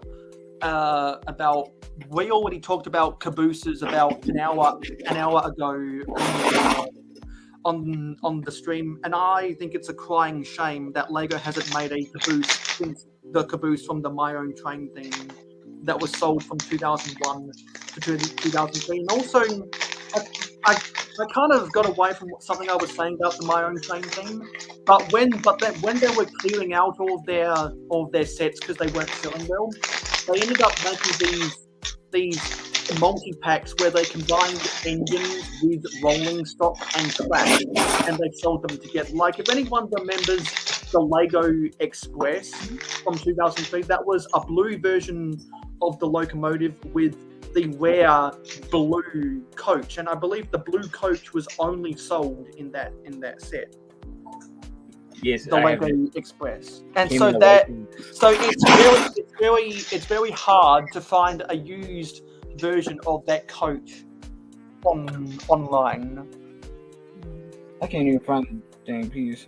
But yeah, there's a big difference. Like, you can see the melted plastic like swirlness to it. Like, kind of looks like a tie-dye shirt, but with pearl gray, and it's very unique, and cool looking. Can't find one right now, but yeah, the My Own Train thing. I really miss the My Own Train thing.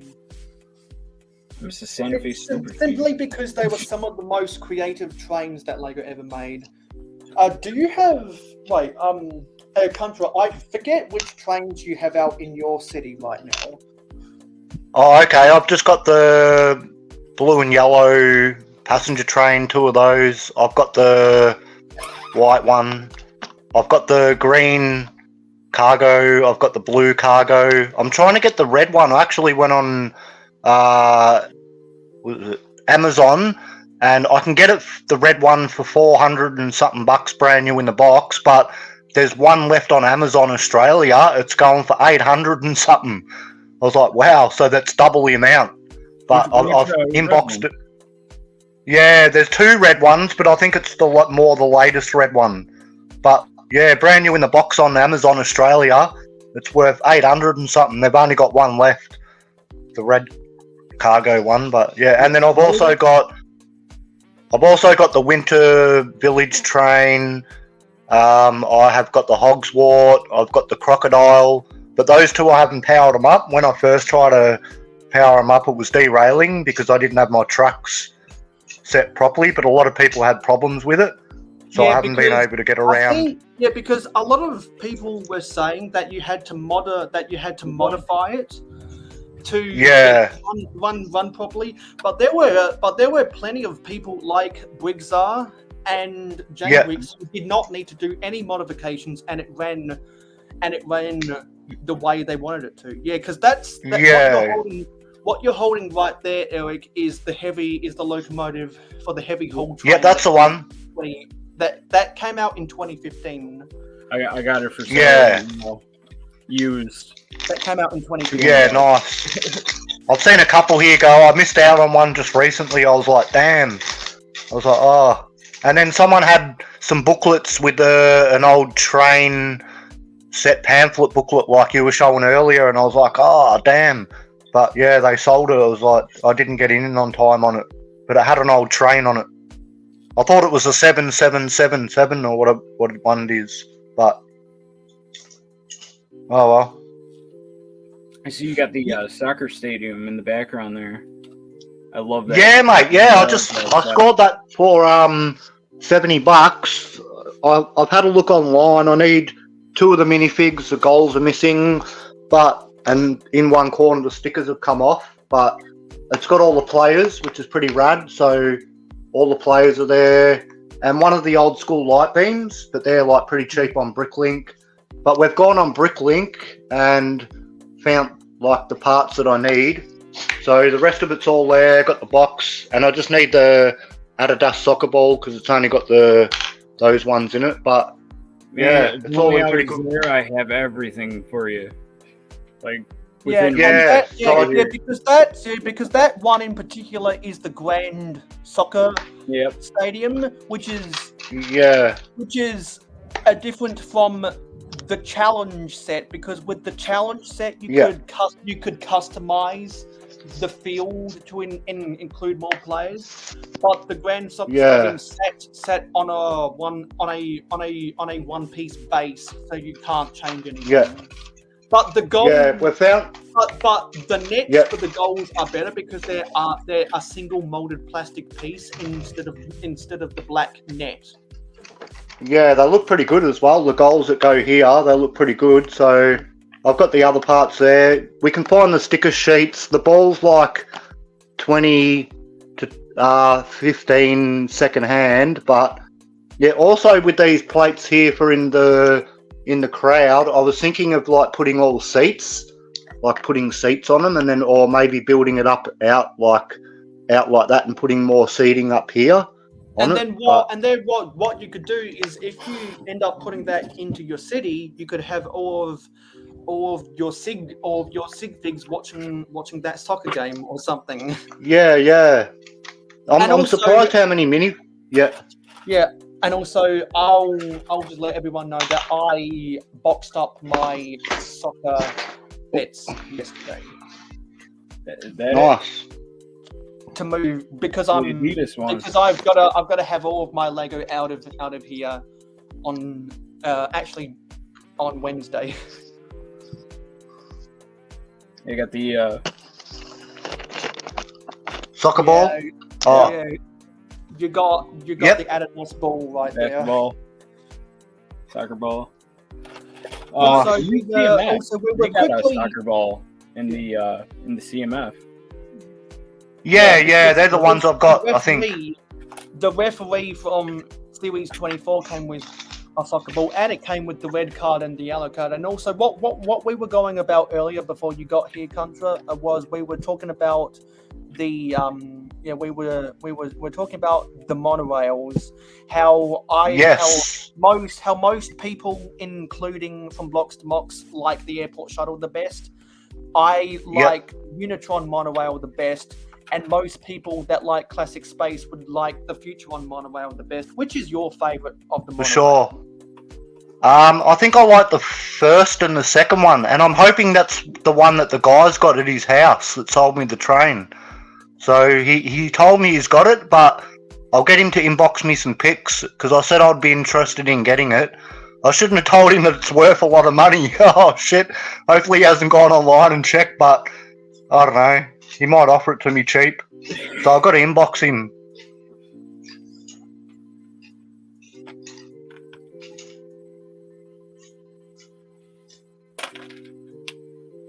So I should probably talk about the reason why I like the Unitron monorail the best is because it has the most amount of play features and it's actually got the switch.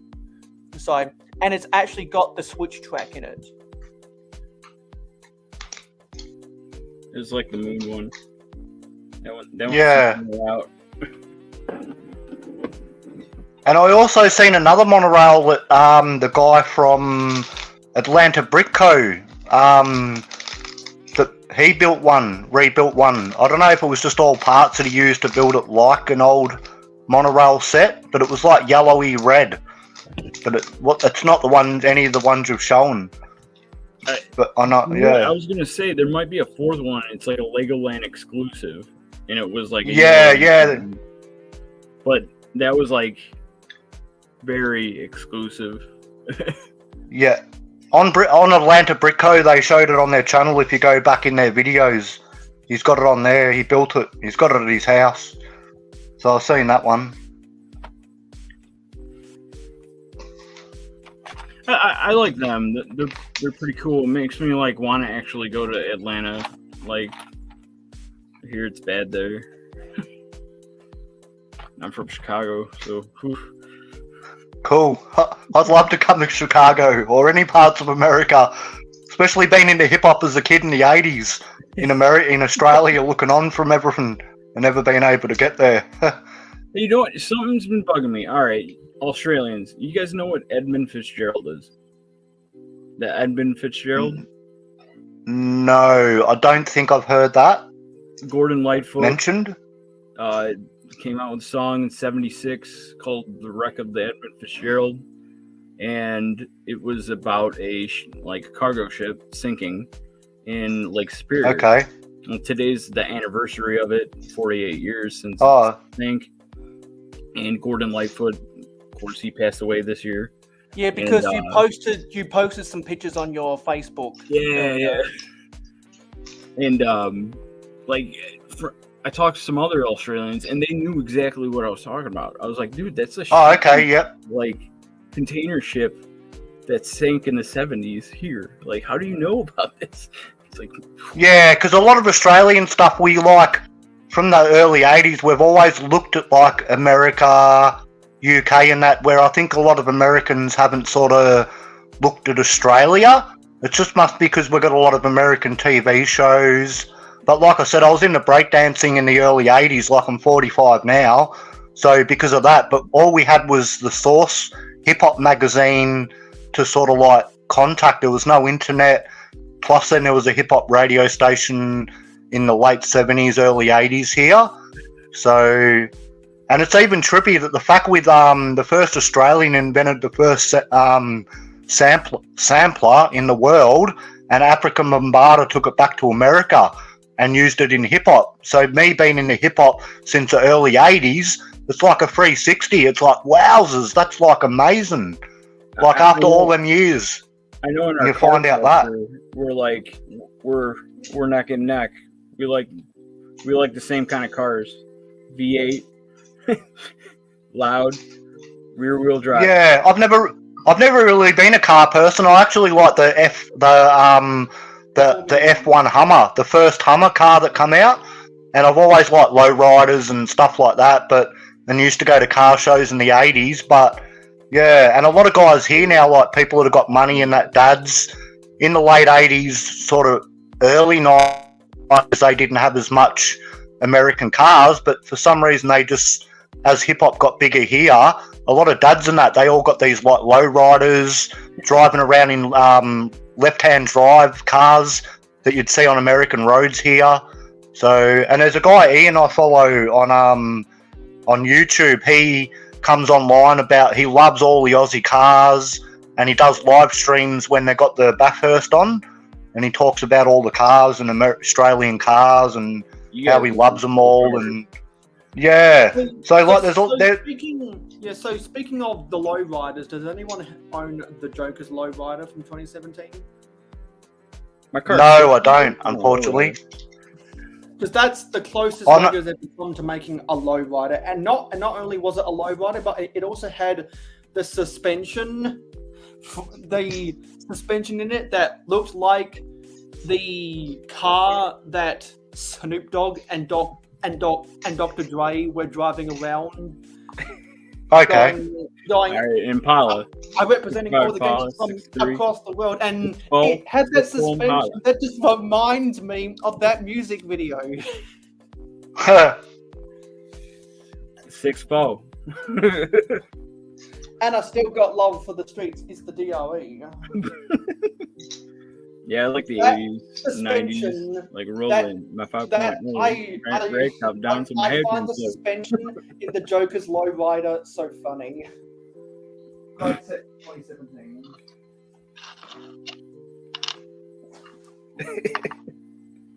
So how have you looked up, Mayo, how rare those trains would be to get in Australia, or there's none on Bricklink at all? The Santa Fe and the BNSF.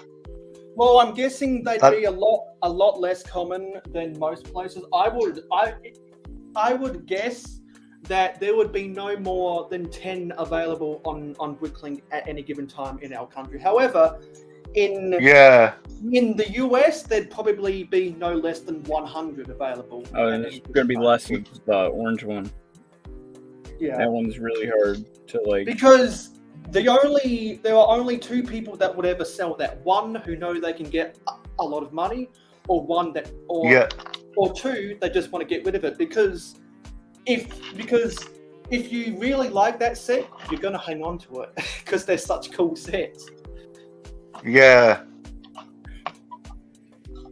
I'm just in the middle of moving some boxes off of my table because after this stream, I'm gonna actually disassemble my hobby table. How long do you move, Mayo? So I'm moving out of this house on Wednesday. So I'll wake up on Wednesday morning, I'll go to work, and then when I come home, I'll move into my new house. Oh, nice. So And is that the since one I'm you're moving in with? Yeah, and since because what's going on is since we're selling this house that I'm in right now, we are renting a house while we sell this house, and we're actually waiting for the construction of new houses less than a mile away from us to be finished built, and then when they're finished built, we'll move into that new house, use the money from selling my house right now to go buy that house, and while those houses are under construction, we'll rent from a temporary house. We've got an 18 month lease, and there were about 50 other people who were trying to rent that property, and so we had the choice between two different real estate agents, and we went through the real estate agent that could get us that rental. So we kind of got a sweetheart deal, because if we didn't get that sweetheart deal, we would still be looking for a new place to rent. Come on down to Chicago. We got plenty of room. Yeah. So. I wished. Yeah. So once the houses are. Yeah. I'll just jump offline then. Once the new house that's being built right now is finished, we'll take the money from this house and Yeah, go if you buy. want. I'll just give you the money then, if that's all right. I've got to make lunch and that. Cool, mate. And my parents have been building a house in the countryside about 100 miles away from me right now that has taken up some money, and we're paying a whole bunch of interest on that because, well, you know, the state of the world. So at the beginning of 2025, we will have turned one house into 2 houses. And the Nice. only reason Lego and the- storage. What's the house. value of it? Yeah, and the only reason we'll be able to do that is because the real estate market in our neighborhood is ridiculously expensive right now. Yeah, you were saying that, Mayo. How much you got for it? That's amazing. I was Yeah, going to also say, so you're moving in with your parents, and then after that, you're going to get a place with your sister, didn't you say? Yeah, Or- because what's going to happen is eventually, when both of my parents are retired, they're going to go live in that house in the countryside, 100 Oh, miles. okay. And the house that we're going to buy, which is being built right now, my sister and I will move into there, and we'll pay rent to our parents before we have the money to get our own places. And I already want to move in with one of my friends that is not my sister, that I've known since high school. Okay. Because my friend since elementary school, he and his fiance moved in together. So I had the choice of two roommates, and then one's going to get married. So yeah, that leaves me with one option. So I have more. Yeah. So what? I have more clarity about my future. Yeah. So what I was going to say. It's exciting. Yeah. It's very exciting times, and the only reason I have any optimism about moving into the new house is because my parents said I could take up half of the garage. Which Oh, means nice. I was calculating the dimensions. Available table space I would have is about 3 times what I've got right now. Nice. So I can store a whole bunch more stuff in. Well, I can display a whole bunch more stuff. And I'll go into this. I'll go into more about this in the December city update once I've actually got the new tables in, because I'll have to go to IKEA and buy some tables.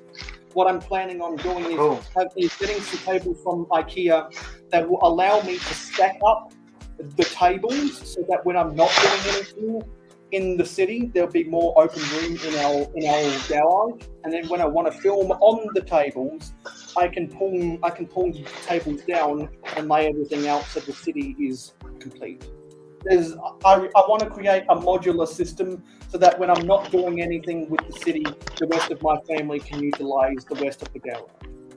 Because there has to be a lot of stuff. There has to be a lot of stuff that gets stored in our garage, because when you're in a rental, there's less furniture that is permitted inside of the house. Because you know all the logistics behind that, because you literally just had an inspector that came into your house. Yeah. I've sort of been worried. I'm like, hopefully they don't steal any of my Lego or anything like that. But they always compliment on it, and they're like, "Can I film it and show some people?" I'm like, "Yeah, go for it." It's like a free. It's like a Lego can. Yeah, when the real estate agents came into my room, I was watching Monday Night Football of the NFL, and they had a jaw drop moment themselves when they saw me. Yeah, it's funny when I'm selling things out of here. I got like a door leading to just to the basement, so I'm like, just wait until you'll see how much I got. And they're like, holy shit. So, yeah, I go overboard in my hobbies.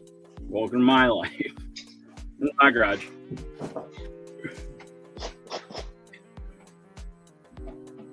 Yeah. Nice. So it's very exciting times, and when I move house, to get it back on topic, the trains are going to change dramatically, and I'm going to have fun experimenting the new route for the trains going around my city, because I did some recalculations, and I actually might be able to fit more trains into the new house than I originally thought. Nice. Which you can never have too much trains in a Lego city because, after all, Yeah. everyone that's appeared on the panel today likes trains. Because personally, I like trains. I like Joey's trains that he's got. Jabbo's mate. Yeah, with trains, he makes all custom trains that are 10 studs wide, and therefore he buys really big radius tracks. And I believe his trains are so wide that he has to buy the R20 radius of curves, because normal train track is R40. So literally his curved tracks are 3 times as wide as a normal Lego train curve, because his trains are so big. Oh, that's a whole bunch of 9-volt stuff right there. Actually, let's do a proper analysis of what we're seeing in that video. So, you got the 2011 train station. You got the gantry crane from the 2014. The gantry crane. The gantry crane from the 2014 blue cargo train. You got the gantry crane from the 12-volt era in 1985. You got the front engine for the high-speed passenger train express from 12-volt, also 1985, and a whole bunch of 9-volt rolling stock. Dope. That's all really impressive, and that's why I told Eric earlier, you got one of the most impressive 9-volt collections I've ever seen. Yeah, but now it's all filled with Star Wars. And that's Star Wars. And that's, Star Wars takeover. and that's the Loden. That was the Loden Hall Railroad, and yeah, that's another Loden Hall Railroad. And you also showed off at the freight and crane railway train. Do you have any footage of the freight station from the freight and crane railway? Because I always liked that.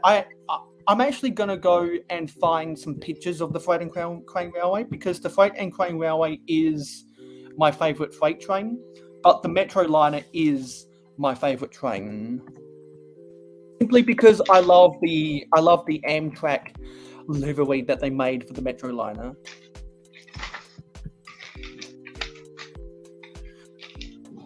Because I'll go get images of the box for the Metroliner, and I'll go get images of the box for the freight and crane railway. Freight and crane railway. I think this phone's all filled with updated stuff. Yeah, I need to go back for you. Yeah, let's go. I need to look up more of the. Is it the World City or City World trains, the old school ones? I need to look up more of those. Because the World City 9-volt trains were sold from 2003 to 2005. Oh, it's not too. It's old, but not too old. Time's flowing. The World City trains are only 20 years old, while the first half of the 9-volt trains are 30 years old. Yeah. So let me go. I'd love to get some of them. So let me go. It'd be cool to. The Metroliner. Yeah, rad. The Metroliner is my favorite train. It was and in Europe it was known as the Euro Express. 9-volt trains, 1991, 784 pieces, a whopping 11 Yeah, I meters, love that one. and was $150 in 1991. Could have picked it up at one time for like $50. And in Australia right now, new in box sells for over $1,500. Used is a much more reasonable $600, which would be about $450, so a tick under $500 in the US. And So it's double here.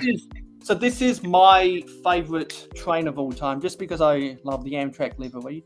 But my favourite freight train of all time is the Freight and Crane Railway, Freight and Crane Railway, Lego 9-volt trains, 1996, had 914 pieces, 3 minifigures, was $140 US back in 1996,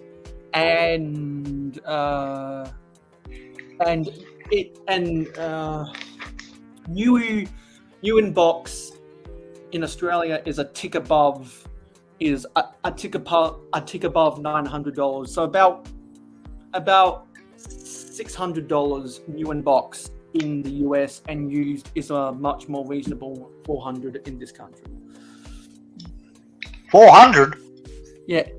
For used condition. Oh, okay.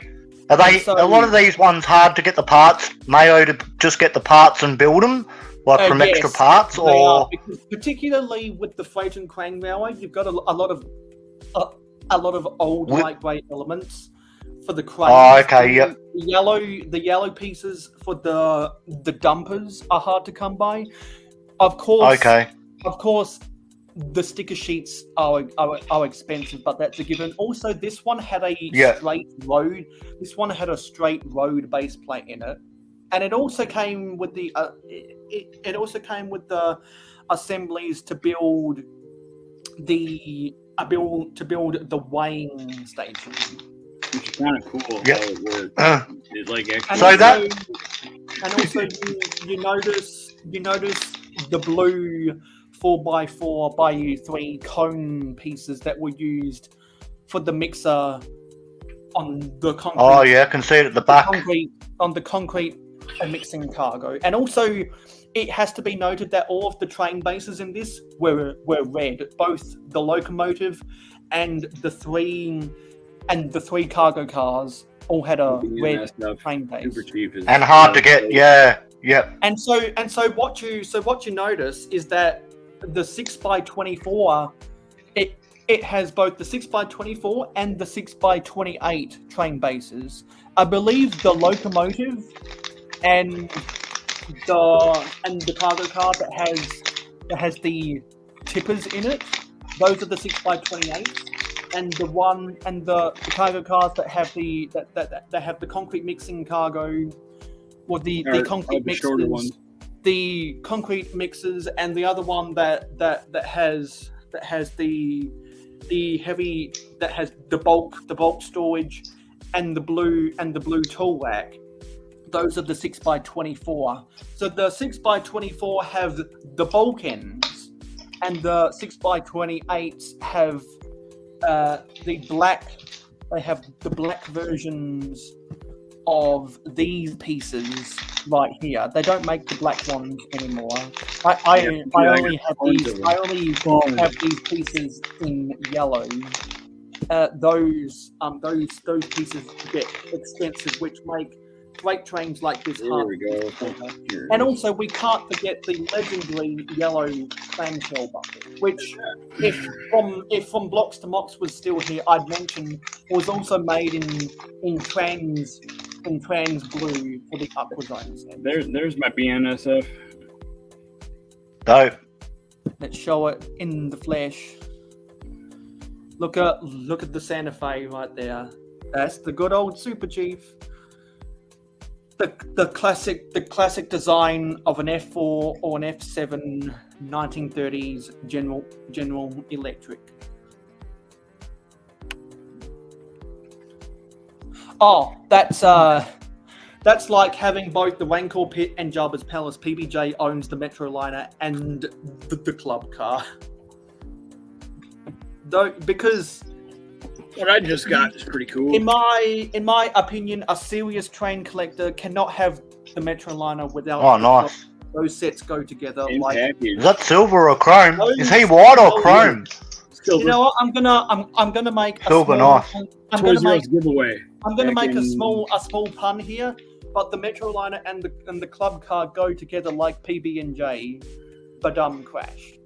All right, we need to stop talking about trains before we get all excited. I have some. I didn't Yeah. collect Quick question. What's everyone's? Quick question. What's everyone's favorite train ever? Before we head on out of here. BNSF. Cargos. No, as in what specific Lego train? Mersk. The Mersk one, which I need, I can get for 600. I like that train, and I need one with all the containers on the back. Is just the Mersk, but smaller. Yeah. It's almost like identical build too. Yeah, because and the reason why the locomotive for the Maersk, the reason why the locomotive for the Maersk train and the BNSF locomotive look the same is because they were both based on a class GP38. Yeah. Yeah.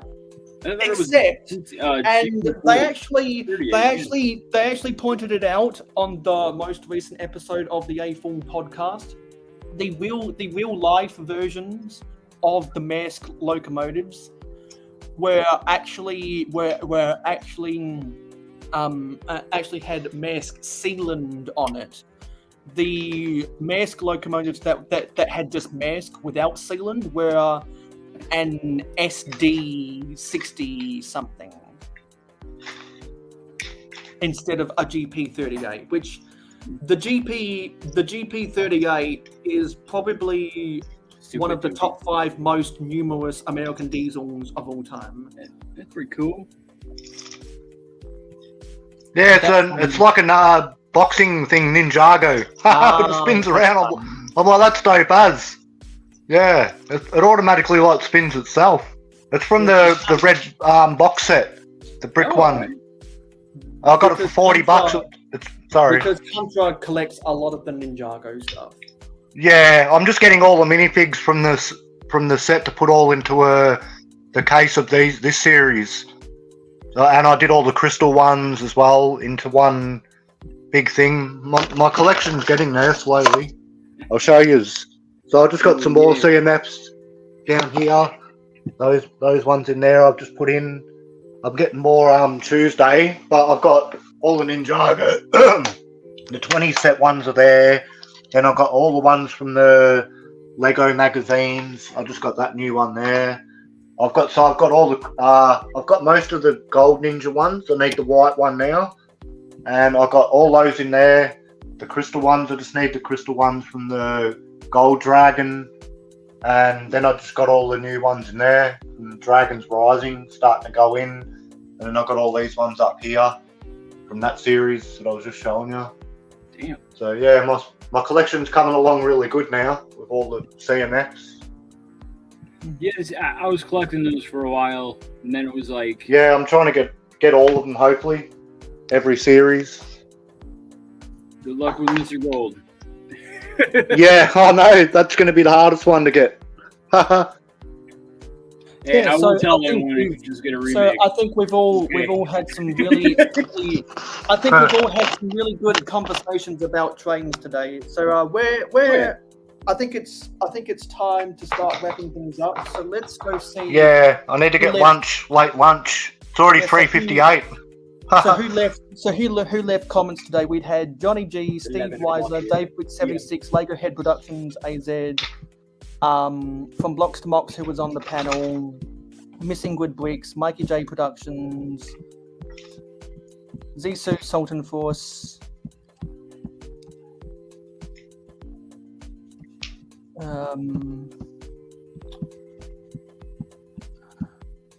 PBJ, Country Bricks Build Craze, who was on the panel, The Brick is Life, Gladiator Bricks Productions, Lego Team B, How are these people all sleeping? Minifigure Collector, and that was everyone. Cool. So where can we find? Where can we find you on social media, Contra? So I'm on YouCount Arts, Countra BB Craze on Instagram, and on YouTube it's just Countra Bricks Builds Craze. And what about Yeah. What about you, Eric? You find me on Facebook, still Eric Mopar Hut, and TikTok eventually when I get 1,000 followers. And I forgot my name on there. And Eric you Hut. definitely need to post photography of your trains on an Instagram account, and you need to upload videos of your trains to YouTube. Make it happen. Yeah, I got Instagram too now. Yeah, you should send me the link so I know where to follow you. I will do that as soon as I figure out. Man, Instagram's gotten bad. They banned me from commenting the other week for like about a week, all because my comments were too long or something. I think due to spammers. They're like, if your comment's too long, they'll keep inboxing you saying they've like deleted the comment. And then they sent me a thing saying I can't comment for a week. I was like, what the heck? I say bad things out of comedy, so like I get banned from stuff. And it's like, hey, it is a joke. Like South Park does it. Yeah. You can do it too. I always just give my thoughts. Yeah, everyone just gives their thoughts, man. But yeah, they're just deleting comments if it's too long or they think it's spam. It's like, come on, I just commented. It's not spam. I'm just like commenting back.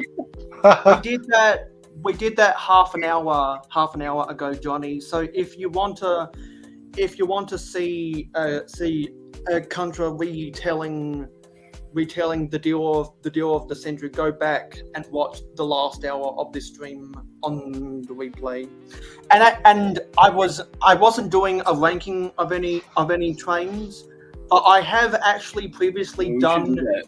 I have actually previously done tier list videos and live streams of ranking every Lego passenger train and every Lego freight train after 1980. So I believe those are in my trains playlist. And what I should actually do, that's a very good idea for a video, Johnny G. I should do a rankings video of my top 10 train sets of all time, because not all of them are actual trains. Some of them are destinations, and some of them are rolling stock. That's actually a good idea, Johnny. I'll remember that in the future. I'll have to write that down. I have so many conversations with people on live streams where I'm like, yeah, I can make a video out of that. Yeah, I can make a video out of that. Yeah, I can make a video out of that. Yeah, I can make a video out of that. I just forget to write it all down, but at least I remember it. So much to do. Look at me controllers. I've like hooked them up so I can like have it on my lanyard, all connected in one, with some Technics thing at the top, so I can just have it on my top and then walk around with my controllers. You like those guys with the RC planes with the big. Yeah. Many things. Yeah, I wanted to build a table actually on my city for it, like for them all to connect in on the side, because you can connect them from the back, and then have like a switchboard area where it's like connected in with like maybe something at the front and have them all like connected in, but except the big you've got to walk around with them. So it's like yeah, walking around with them. Yeah, that's funny. That's funny, Dave. Steve Weiser and Lego Head Productions AZ were in the chat before the stream, but they were not in the chat during the stream. You got my bad hair day. And I'm sure. Well, I'll be sure to let Lego Head know that I did not go to sleep and that he missed out on all of the fun. I'll be sure to let him know, because we talk all the time on Discord together. And speaking of Discord, you should come and follow me. Well, no, sorry, you should come and join our Discord server. There's a link in the description. So I've had a lot of fun. I've had a lot of fun today, and I've got other stuff to do. So I'm just waiting for the notification. What set's everyone building at the moment? I picked up this for $50, half price. That's a good deal, because those are $50. I don't know what I'm gonna build. I gotta continue on my mock. and I gotta return my Star Wars minifigs to their ships because they just make me nervous sitting out. So Yeah. I try not to mix all my minifigs from sets. From all my sets, my Ninjago sets, I try to keep all the minifigs with the actual sets and trying to mix them up. Where people like Duck Bricks, he's mixed all these together. It's going to take him months and months to like remove them all if he wants to put them back with the I sets. just wanted to get He's like, a whiz. solid count and like a good group photo of where I'm at with my collecting every Star Wars minifig, because eventually I want to do like a mock that has all of them. And Okay. I'm like halfway. I got Yeah, 500 and nice. something. So yeah. I picked up my first lot of minifigs in a bulk buy. I got that one. I know he's only in 2 sets. I don't know the names. I'm not very familiar with like. It's Tarful. Yeah, that's it. I got it written down here. What they're from. Yeah, what they're from. Do you know what this one's from? I know it's I got that one. These all come in a bulk buy for $60. Yep. That one I got. I don't know what series this one's from. Sorry, I can't see because of his gun. Resistance bomber guy. Okay. Heavy Yeah. artillery. What year do you reckon that one's from? It's recent, like 16. Oh, okay. 17, 18. Yep. This one. The one with the vest. It looks like a Navy Imperial. That's a recruitment officer, or that is. I think that's the recruitment officer from. Okay. Solo. Yep. And got this one. TIE fighter pilot. Yep. Cool. And there was one guy said to me if I got the headpiece, and I'm like, yeah, I've got it. So that's pretty good. And there was another Yoda in there, which I've already got. There's this one here, but I don't know if that's Star Wars or not. Yeah, it's a Resistance, or Yeah. I think it's okay. a Resistance soldier, or it could be the Bureau's pilots. Nazi pilot. Yeah. I'm gonna call them Nazi Okay. pilot. They're not some German pilot. Oh yeah, yep.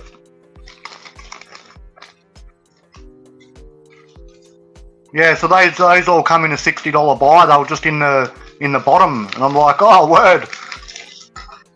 Except that one there you said that's him. He's missing the gun, I think though. He's got 2 different style ones. He's got the long gun in the one of them because I went guns online and looked it up. Guns are easy to come by, but Oh, okay, yep. it's like a musket, early musket, or it's Yeah. Um, It's in mint condition too. I think that's the one that's only in 2 sets, isn't it?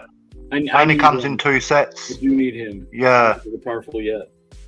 I got their old Tarful. I ain't got the new one. Oh, yeah. So they're in good condition, which is good. When you live closer, man, I'd be there right now and be like, look, take all my Ninjago stuff. I get these gold pins. Take it all.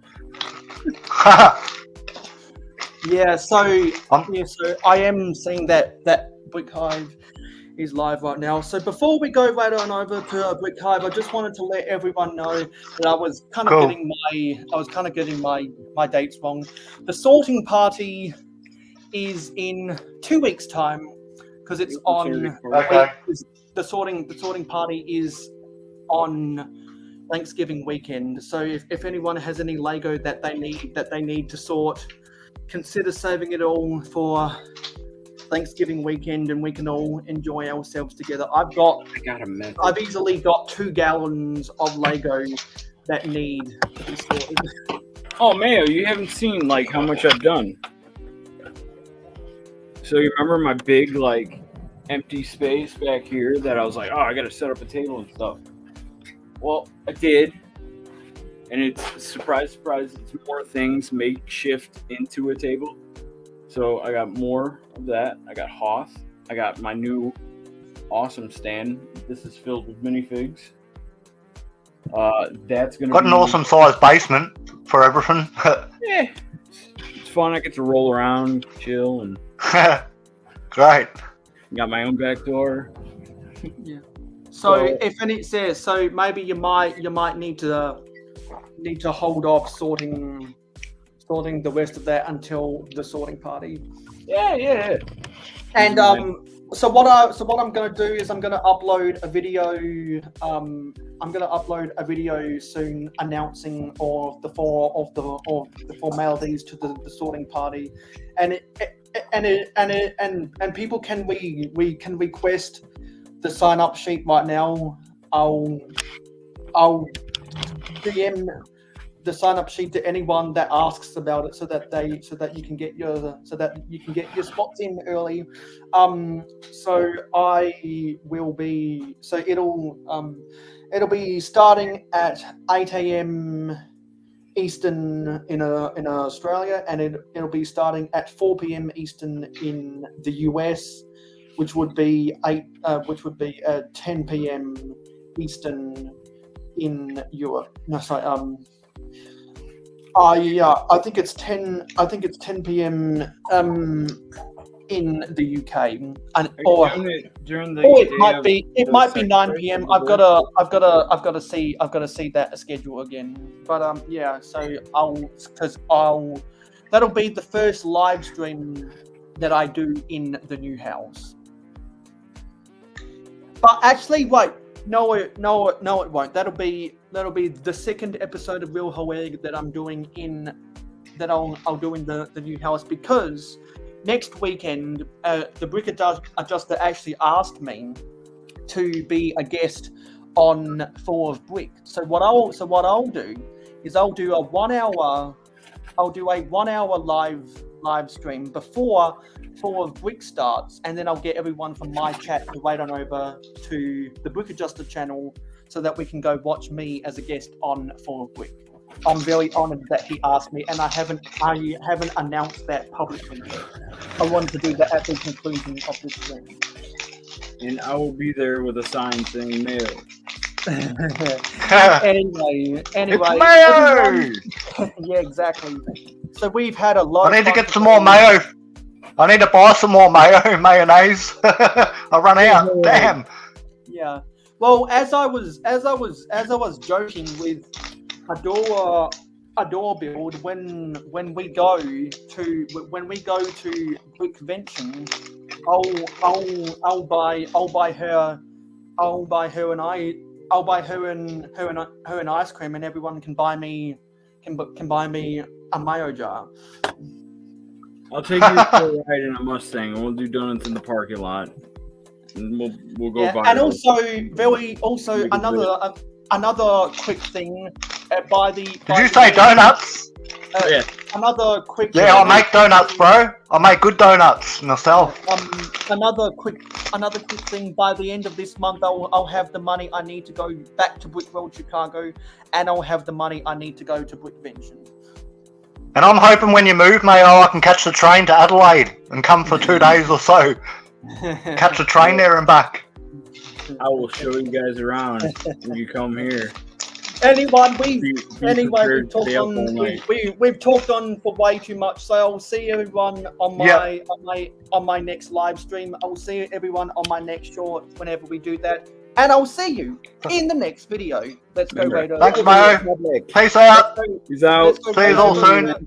Go right over to Brick Hive and let's roll the credits. I'm gonna spin around. Cool. Mayohosko Media. Your viewership is very important to us. Tell YouTube you like us by smashing the like button. Let your thoughts be known in the comments down below. Never miss out on any more LEGO content from us by hitting the subscribe button and ringing the notification bell. Stay tuned for live streams every Friday night at 9 p.m. Eastern in North America, and monthly city updates on the last Wednesday or Thursday of every month. If you like Minecraft and gaming streams, follow us on Twitch, Mayo_Hosko, no capital letters. Twitch streams every Saturday morning at 8 AM Eastern in North America. To be in the know, follow us on Instagram and Twitter at real_mayohosko. Have fun with us on our Discord server.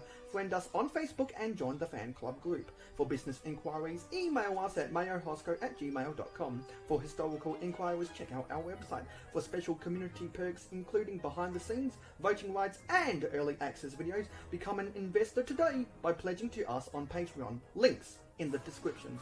Watch this video recommended to you, or check out this playlist if you missed any previous videos of the same genre. This has been mayohosko, and I am a fan of old Lego. #AFOOL.